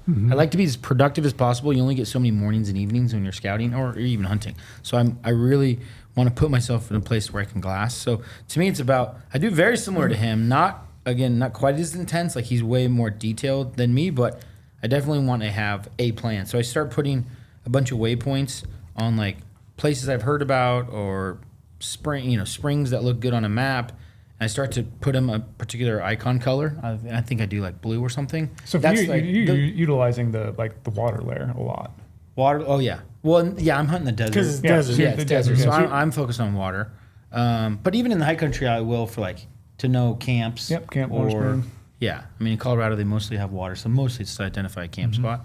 But yeah, on this Nevada hunt, it's like okay, I'm going to put out a bunch of maybes, and then I do that like right when I drew the tag for the first couple weeks, just like throw out a bunch of waypoints that are maybes. Maybe spots where a deer would be, or maybe spots I would want to look from. If it's a potential glassy knob, I make those the glassine icon in a particular color. Yep. So I try to organize. This is something I've just done recently. It's really helped. Is organize my waypoint colors. You have a great article on GOHUNT. By the way. Cody, Cody, who I love, shared his waypoints with me, and he had exported them. These are probably old, so he exported from a different platform, but there was no styling on them. It was like A Picasso. It was an obnoxious amount of waypoints. I appreciate you sharing, but I had to like shut them off. So that's the other thing I do is now you hunt over a course of a decade or whatever. Like you have all these waypoints and they default on. So I've actually started to default them off, and I'm big on hunt folders. So a lot of people don't realize, but you can on web maps, you can like get your screen to all the waypoints you want, and you can take the little arrow and you do a big circle and throw those all in. So I threw it into my Nevada 2024 hunt. And then this is another really sweet little feature. There's a little pin button, and you hit it, it's active, and then every waypoint you add when it's active, it throws in that folder. So I turn off every single waypoint for every single hunt to just declutter my map, because now I'm hunting like I've had tags similar areas to this before, so like I have waypoints that are like 6 years old. So I turn all that off to reduce the noise. And I focus on just like building this hunt folder and then color coding things. So I'll have like, my maybe spots. And then I have as I got close to going out last weekend, I started changing them to a different color to represent this is my plan to place a camera. And then when I went out there in the field, when I actually placed the camera there, I changed it to another color. So it was like blue or whatever, and I changed it to green. So that's like, I have a camera there. So now when you look at my map, you see green, which is like all my cameras. You see yellow, which is my glassy knobs. And then I picked up one from Cody as we were going down these roads. Logistics King lost his nickname a couple times during our scouting trip because I got us lost. Typically the passenger navigates, but he had never been I there watch before. Rally Car. So I'm like this. But a couple of the roads were, I thought, going to be better than they were. So I smack a red icon there with the trail icon, which means not a good road or ATV only.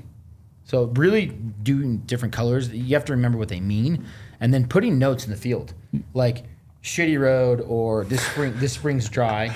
And then so the one I got from Trail, from Cody, which is really handy, is that little trail icon, and then I think I make it yellow, which is like, when I'm going to a particular spot, it's like turn left here. So it's like drop. You know how there's like can be a lot of options of how to get somewhere? Yep. I find the best route.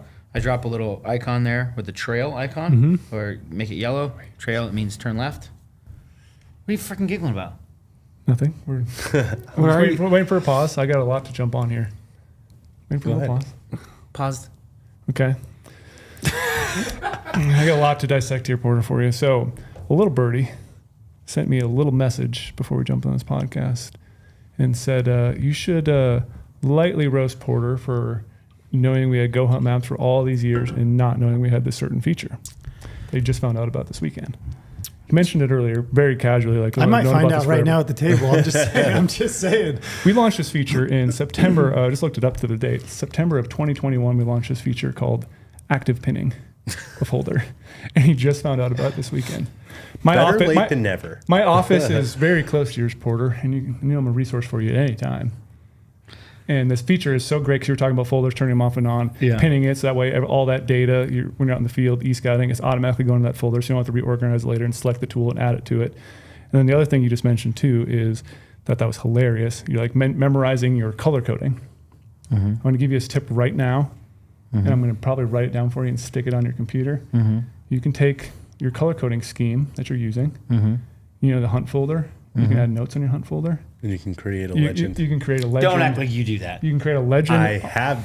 Don't act like you do that. I don't do that right here. You can create a I legend on your don't hunt do that, folder. but I know You two don't do that. is- I'm getting lectured from I the king. definitely don't do that. I've I known bet that you was 99% possible. of our listeners have don't. I've known that was possible. I don't necessarily use it, but I know that's You possible. can create your own little legend, like blue equals glassing, yellow equals e-scouting glassing, Like notes white, right there? white is right there. You can drop all that in there, so that way you memorize your color coding, and then eventually you don't have to do it. But the first couple times, like I have a lot of hunt folders, I just copy and paste and drop that in there, so just so I memorize it. Or if I'm sharing that folder with someone later, They like when know I'm what sharing the with the legend trail, is. that way trail has that legend as well, and it's really handy for it. Oh, so, that is so someone just told me, hey, give Porter a little hard time about a few of these things. I'm not going to mention this person's name, or if it's a guy or a girl. I Who mean, knows? Brady is the maps guy, so this is understandable here. You're just logistics guy. I'm Brady's just helping map the guy. logistics king out There a you go. little bit more, be Okay. more logistically ready next time. So I was just looking over at Lorenzo like, You wait, got to wait admit for me, though, Lorenzo. I'm probably using maps more from an organization standpoint more than most. For sure. And I'm More getting than me. lectured from the king. Yeah, absolutely. About how I need to step up my game. More than me. More for sure. than me for sure. No, sure. those are good tips, Brady. But the I- active pin is It's a great thing. it is a sweet feature. Yeah. And I will admit, there's been times I've gone out and forgot to do it. Then I get back, I'm like, why did I forget to do it? Now I have to highlight them yes. all and add them. But it doesn't take long. That's why the bulk select tool is really great. You can add it to it. But it's That's just all only these on web, all these though. little things. Or- yeah, that's only are on gonna- web, right? What? That's only on web. Yeah. Yeah. All right, I'm going to run through some layers. I want to get your reactions on how much you use them and why. Okay. The color code though, Yeah. that's valuable. It's super valuable. If you just Very have valuable. If you just all have old, I'm gonna hit the We- trailhead and go. We should do a reel about it. hey, I agree. You and your New Mexico, because you've never been in that area. Please, I'm gonna hit the trailhead and go. Let's talk layers. So I'm gonna read a layer off. You guys tell me how you use it. Fire layer. Important, not important? Very important. Essential. I'd say for elk, me, it's like one of the first layers I look at. Correct. Yep. depends on the yes, but depends on the area. But Mm-hmm. yes, I'm more so turning on like the 3 to 3 to 5. yeah, Yeah. 3 to 6 to 8 even sometimes. But like I'm typically doing that only. But yes, it's one of the first ones. like in a big timber area, like where you're hunting elk, it's like incredibly important. Way important. And I'll even apply that way. So I'll use that Yeah. layer Yep. prior to even applying to be like, where are the burns in Yes. the last 4 years? That's Yeah. probably an area I want to take a look at. I even go one step further and use the active fire layer. on the web. I want- Active I want- penning, active fire layer. Yeah, I'm seeing the I trend. want real time like Be active. like for this year 2024 wildfires. You can utilize that and start seeing where the fires are. Sometimes I use that for even if it's a fire somewhere nearby. Am I going to be able to glass? Is it going to? There's a wind going that way where I'm not going to be able to glass certain times of day because it's going to be. We've all been there, or maybe a lot of people have. Where hunting near a burn, obviously you're safe enough away That's from what it. makes elk cool because they still bugle. Yeah, they still. Oh gosh. So yeah, I got to be able to Just glass. So I'm trying to saying. figure out the Just winds. I can saying. glass these suckers because they're regal and superior and just mountain, just monarchs. All right, you ready for the next layer? Yeah. Migration layers and routes. Oh, buddy. So yes. various states offer those. Do you use them and Yes. why? Yep. I use it to basically highlight an area where I potentially might find animals during certain times of year because, again, it's a seasonality thing. Animals got to move out of the mountains. So if I'm hunting a late season hunt and a state's giving me some migration layers, obviously it's not exactly like this is the funnel that the deer exactly use. It's a range. It's a broad range, but it's going to give me maybe that elevation band layer. Then I'll turn on elevation bands, start highlighting that area, overlay the public-private on top of it. And so where that winter migration layer meets the public land, that's probably a hot spot for me to key into because if it's migration layer and all private, well, that could be a bad thing because that means all those bucks are going to migrate down and be on the private land. So I'll use that again, like you're saying, the wildfire layer for applying. I'll use this stuff before I go on the hunt to figure out if it's a unit that all these stuff stack up on top of each other that could potentially paint a good picture of where I'll find some animals. I might demote myself to. He might be logistics king. He's intense This is with maps. this. He's maps king Oh, for yeah. sure. This is Jesus. I'm not logistics. Like I don't- guarantee you, no. 90% of the people listening to this have Maps no Jesus. freaking clue what the hell you're Maps talking about. Jesus? Maps Jesus. Yes, There we go. yes, that's a good one. That's gotta stick. That's gotta stick. Maps. So you're still logistically, like, hey, we're going to do this You be the evening at maps this fully time. goes. We're Yeah, meeting. picking out like You're- where we're stopping for food. Yeah, and we're like, leaving at where 4:20 we get p.m. nice for. Your plans are you are logistics. You're like the stops, the goes, the this, the that. He is the map Did he just say he Everything. does the active layer to know where to stay safe because of the wind on a No, Glassy no, wise, no, yeah. where wind might be for wildfires, or trying to figure out. Okay, here's the thing too. If there was an active burn in the summer and it went out at a certain time of year, by the time my hunt comes, those new green growth could already be potential to hunt it that year in that burn. Yeah, a lot of people yeah. might stay away Depending from that on burn. time of year. Depending on time of year. Like you have an early burn in June. By the time I get there, 3-4 months later, because I'm a late season hunter, there could be some new growth browse in there that deer might key in on. Okay. Yeah, I And look then at you'll be able to glass in there too, because now that fresh burn is going to be an area. Make sure you're breathing. I don't want you passing out. I, Migration layer. Go around. It's supposed to be a round table. That's probably one of the layers I use the least is the migration layer. yeah. Probably the least used. Yeah, for me. Don't you use it for like a Colorado late season deer hunt or something? Like there's Yeah, certain I mean, hunts I will where look at it for sure, but as far as like how heavy I use it based on my plan, it's probably one of the I use lower it, on the I list. use it for elk, archery elk specifically, because if I look at those migration layers, it's going to show, or routes particularly, it's going to show those drainages. So I'm looking at the top end. I know that elk are going to be up in elevation in September, so I'm looking at the top ends of those. Like, hey, that's a good starting point to find elk.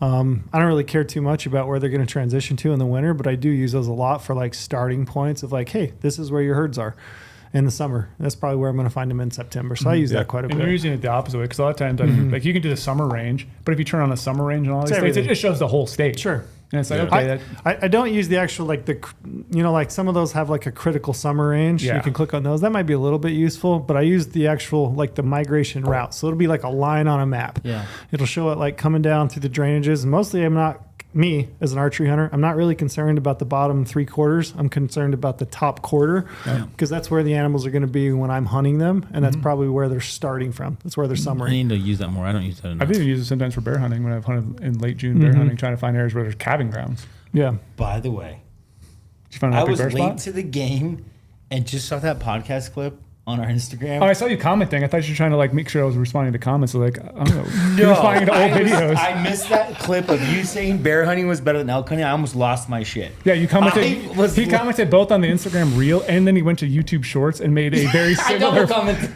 He was roasting me in both places. That's insanity. And he sent you a DM. That What are is- you thinking? that is insanity.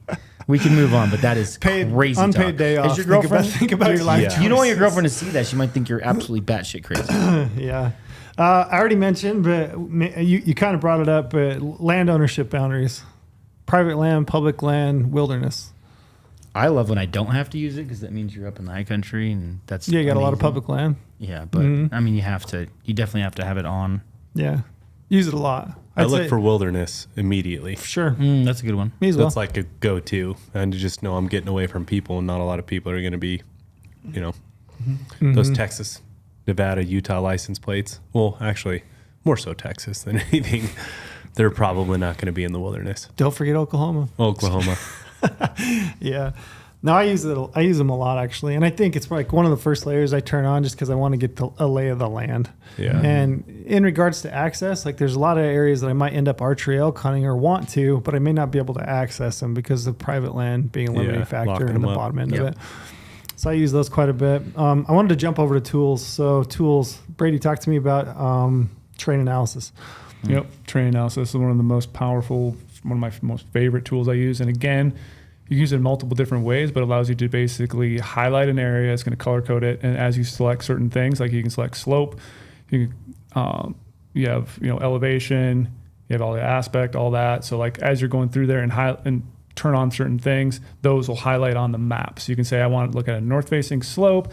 I want 10 to 25 degrees. I want it between this elevation range because I'm thinking these bulls are going to be up at this time of year. And then it's going to highlight. I heard it. I did say bulls because we're talking about elk here. I know you guys are just wanting elk only. Appreciate that. And I'm trying to hide some of my mule deer stuff. Okay? So it's easier to cover. First of all, I prefer mule deer. So does Lorenzo. I think. Are you? I would prefer to hunt elk, You did. but there's nothing like killing a big mule deer. I love me some deer. I think we're just trying to keep you honest that deep down you do love elk too, but you just have a hard time saying it. I will be looking at a bunch of big bulls again this I'm year. conflicted. I'm very conflicted in my mind. I would rather hunt elk in the rut with a bow, but there's nothing like killing a big mule deer. Yeah. They're the best. Okay. Terrain I'm very analysis again. conflicted. Back to terrain Next year. analysis. Archery elk next year. Me and you save it. So like looking at a map, like we're talking about before, like how would I do it? Well, I can turn it on 3D. I can highlight those things on terrain analysis to then try to figure out, okay, these are maybe areas that animals could be during certain times of year. Maybe I'll drop some waypoints on it. Maybe figure out, okay, how am I going to glass into this slope? How am I going to look at this between these elevation bands and this? You know, like it's basically trying to pinpoint places animals could be. And you can use it the opposite way too. You can use it in places where you might not want to look at it all. Like you might not want to look at a south-facing slope during a certain time of year because there can be no animals on there. And what's on that south-facing slope? Well, it's getting burnt by the sun all the time. That vegetation is not going to be great. So you can also use it opposite of that. And then like I like to talk about a lot too is I extrapolate all my hunting data all the time when I'm out in the field. I mark every time. Yeah, that's the point I wanted you to make. Okay. And it's I'll let you make it and then I'll add to it. So like everyone I think uses maps sort of incorrectly. Like again, I can't tell. Yeah. So Maps what is who's credit for that nickname? Was that I you? took Was that that. Cody? Yeah, that's me. That That's was Map- Map- that That was was Trail. the stick. That's T-Rail. That one is sticking. Mule map Jesus? so The MMJ? You got to admit, like we're laughing with you, not at I you. know, Right? I know, I You love are it. a nerd when it Yeah. comes to maps. So here again, though, our statement on what GoHunt is different than other companies too. GoHunt is a hunting tool, not necessarily a mapping tool. Why are you yelling at me? I'm just looking straight at you. So when I'm out there, I'm using this as a hunting tool, not necessarily a navigation tool. Most people, I think, use maps as a navigation tool, and I think they're missing out on a lot of the true benefits. So when you're out in the field, That's valid. my number one thing when I'm out in the field is to collect data and collect intel. The best way I can do that is by dropping waypoints of everything I Yep. see out there. So that way I know when things change. A hunting buddy wants to go in there. Maybe even though I'm not an elk hunter, I mark all the wallows I see Yeah. all the time. I want to know that information. So Let that me way get when I do those have wallows. So you can give them to me. Let me get Yeah. them wallows. Let dude. me Yeah, get, who's caring, let bro? me get Yeah. them You don't care about wallows. elk, share 'em. like we're saying earlier, you guys were talking about That's elk a again. t-shirt. Let me get them Let me get them wallows. wallows, bro. Come on. I'll get you some. You're on All right, fire today. So Let me like, get them wallows. Let me get them so like you're wallows. talking about, if you're out scouting right now and you're trying to find the cows because you have a Yeah. September elk hunt, you should be marking all those cows. Not like, I agree. okay, I see 50, I'm not going to drop 50 waypoints right there, but like marking those cow groups. So that when you go back in there, you have that intel. If I see a doe mule deer, I'm marking that doe. If I see a bull elk, I'm marking that exactly where that animal's at. And then I'm looking at why is that animal in that particular spot on that time of day, on that month. What is it with that animal? Why does it need to be there? What core habitat, cover, water, feed is that animal keying in on? And then I can eventually, when I'm collecting all that data, and then if I'm just scouting in that area and I only have time to scout one spot in the unit, I can then take that similar data, extrapolate to somewhere else in the unit. I'm figuring out, okay, all these deer are on this slope, this elevation. Where other places in that unit using the terrain analysis tool have those same features? And then I'm looking at the satellite image behind it, seeing is the timber the same? Is it open? Is there PJs or aspens? What sort of mix is there that could be similar that I can find in that areas? And then I use that too to extrapolate it to other states even. It's not going to be an apples to apples comparison because states are all different. But like if I'm finding a big trend on Yeah, but when I'm mule deer is finding mule animals, deer and elk's an elk. yeah, they're very similar. So you can use that information. And then going even a step further is marking all your kill locations. Like where you kill animals a lot of times isn't totally random. An animal is there for a particular reason again. So I'm figuring out these are the elevations in October I'm killing bucks. These are the slope. This is the aspect what way the mountain is facing. All this stuff over time, I'm building a bigger and bigger data set. And I always throw the caveat out there, I'm only a sample size of one. So it's hard to say like there's a pattern, but eventually more times you go hunting, the more data and waypoints you collect, you can then, your data set gets bigger and bigger. Like if we all wanted to share our waypoints together to figure out stuff, I've shared some with you. You've shared some with me. But like we're starting to collect that bigger data Give and set. take, give and take. And that's where like that color coding comes into play because I instantly know where my kill locations are because the only time I use black is kill locations. Ooh. So I can Pull up easily your maps. visually Let me see. see. We need a Grim Just want to Reaper. make sure that. I wish I had done a better job with that. Honestly. but here's the But then thing. you If look you back just all have the time. all orange, Like it is. if I showed No, you, like if I should have marked. I have not marked every single kill that But I. Yeah. but now you could. So that's But what now I I was, could. I was You thinking. can- you can still go I- back I in was time. thinking about today as I was driving down and going through and kind of prepping for this. I can go back through and I plan to do it because I've listened to your seminar that you gave at the shoot, the thing that we did this last weekend with Cam. But I can go back through and drop pins Yeah, on you kill still can. sites. Yeah, I still can do that. I can go back and drop pins on bucks that I hunted that I didn't kill, and I think there's a lot of validity to it. Yeah, I agree. I think it helps. And then use those in conjunction with this terrain analysis tool, and then use that to extrapolate out across a unit, across a new unit, across a state boundary into a new unit.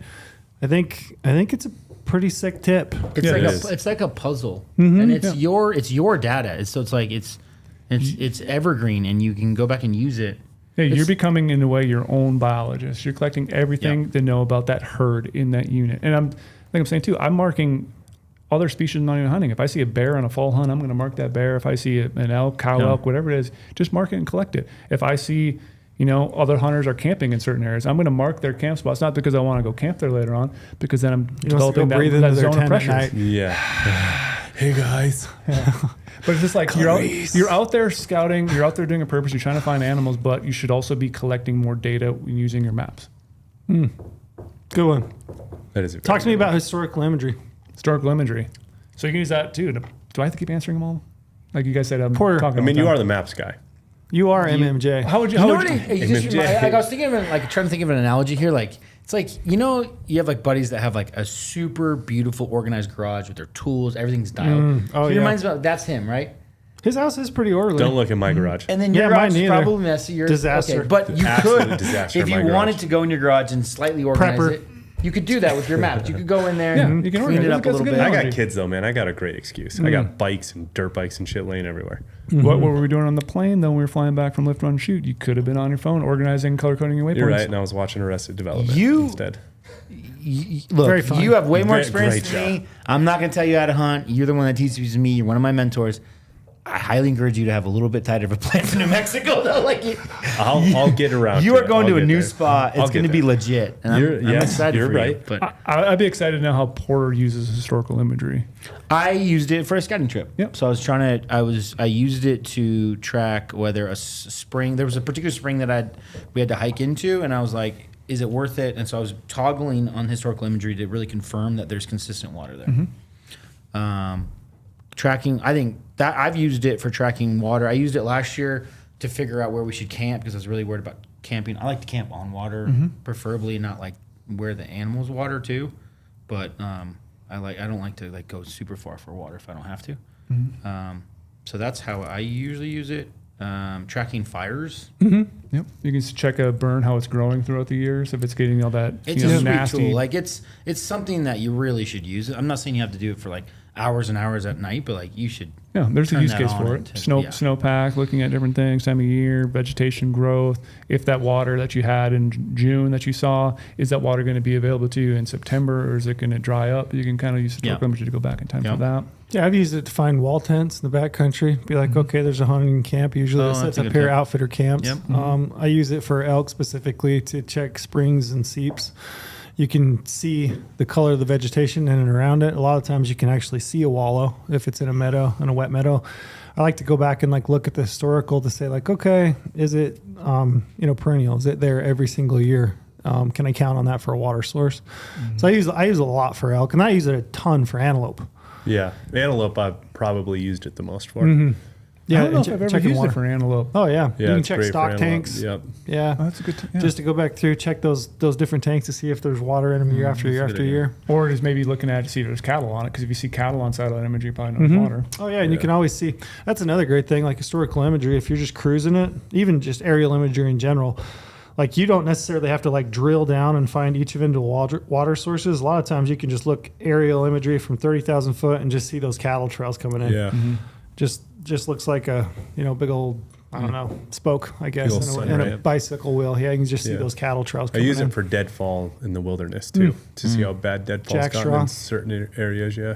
Yeah, Gotcha. and sometimes you can find like old sheep, goat trails, maybe Yeah. deer trails in the high country too by using historical imagery. Because sometimes that camera angle even change a little bit of the shadows in some of those imagery, and then you can maybe see like a big trail coming down a scree face that you can then maybe use and access up. That's not like a human trail, but an animal trail. Yeah. Maps. Maps. There's a lot Hugely to it. important. MMJ. We covered maps. Anything else that jumps to your top of mind when we're talking about maps? Before I move on, I got one more I want to hit. I think it's so important, whether you go to like Brady J's level or a basic level, just having a plan. Like If you just go out there with like, I'm going to figure it out, like scouting, hunting, whatever, like elk hunting in the rut, that is definitely different. Like if you have a good trailhead, you're just going to hike in and you bivvy hunt, so you can, like, you're really mobile. But for most hunts, it's like having a plan A, B, C, access points, roads are open, you can depend on, trails don't go through private and aren't closed off. And I mean, like last year, there was that state piece that I thought was open, but it ended up being leased. I don't even think it was to an outfitter. It was like, I don't even know who was leasing it, but it was fenced off. That was like, I'm trying to hike in, and I hit a fence that I didn't think I was going to hit. It's like, oh. Yeah. And then, like, you immediately starting to come up with plan C, D, and E. Wire cutters. Yeah. Just kidding. Since we are, Just kidding. And then that everyone. trail, because it was blocked off, the trail was a really shitty trail. Like, it wasn't the worst ever, but it was like Not good. boulders and rocks where you have to look at everything, and it took us twice as long to hike in. So it's just like, curveballs are always going to happen to you in the field, but having a plan of attack to just get into where you want to be, and then if there's nothing there, being able to have a plan. You don't want to be, nothing's worse than mid-hunt. You're in town in service, trying to come up with plans. Yeah. That's a shitty feeling. It is. So I feel Get like some I'm good gonna, food though. Sometimes you need a break. Sometimes. Manny Petty. you guys have got me into like a giving mood right now. Oh. Like sharing's caring, and you always want me to like give all the time. So I'm feeling giving right now.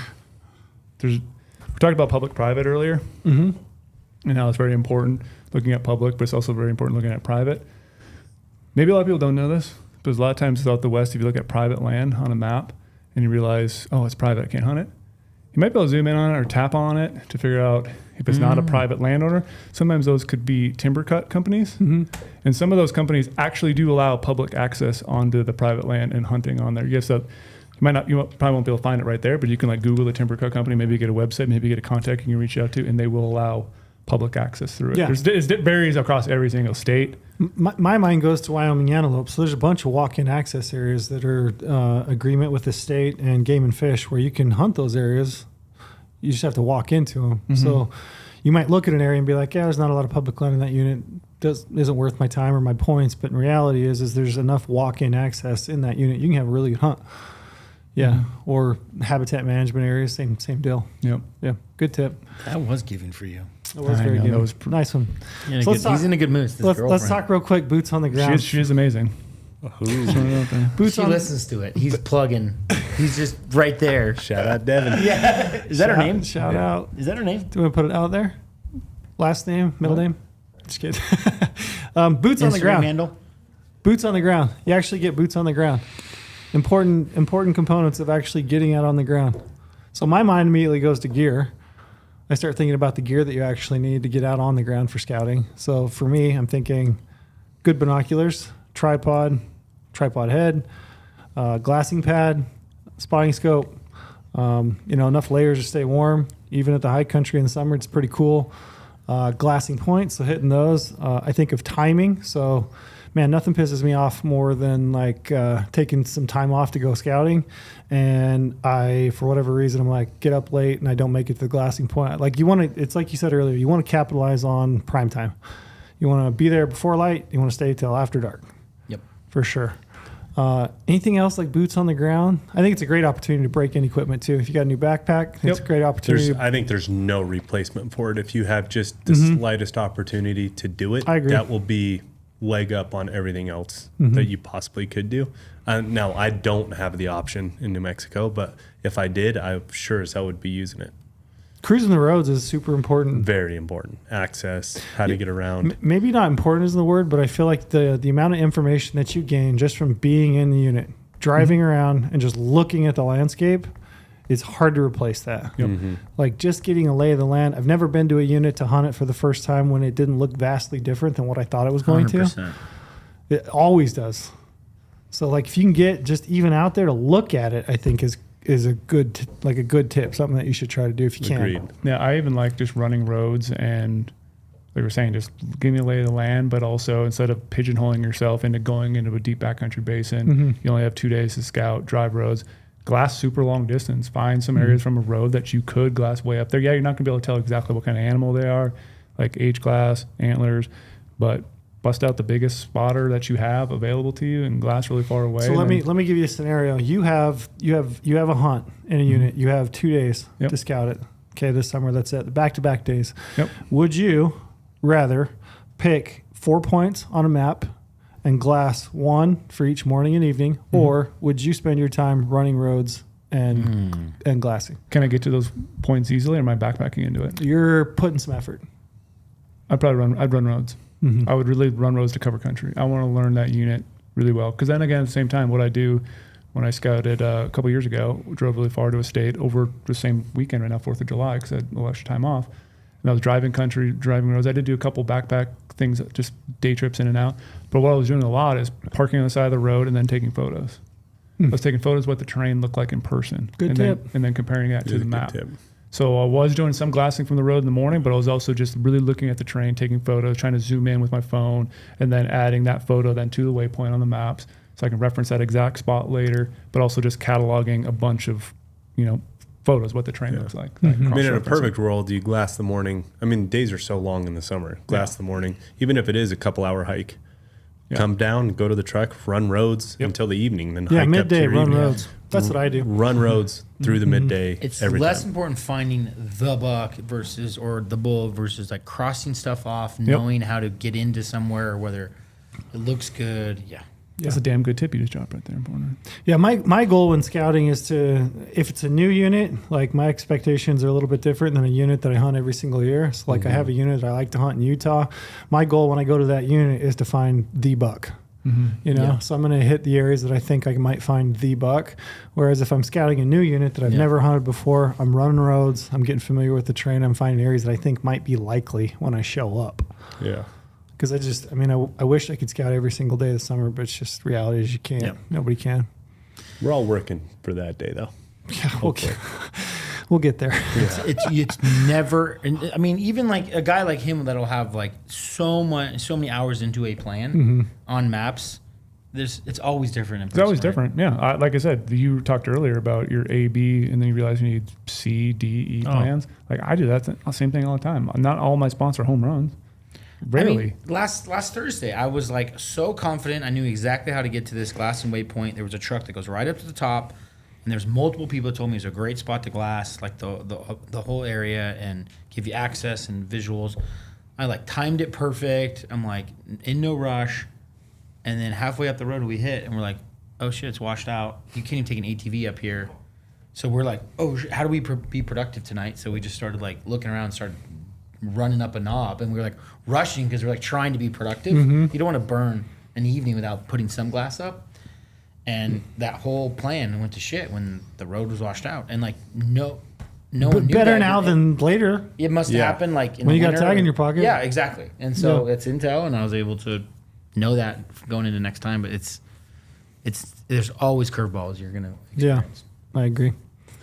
So we're good. We've been going a minute. I did want to run through just like one last thing. So each of you, what is, in your opinion, like different things? What's a great hunter, great scouter? Like one thing that you think that they do well.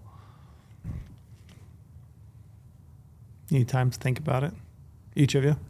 I'll give mine, Yeah, and then you guys can think about it. So, I think for me, I think that a good hunter, a good scouter has the ability to read terrain.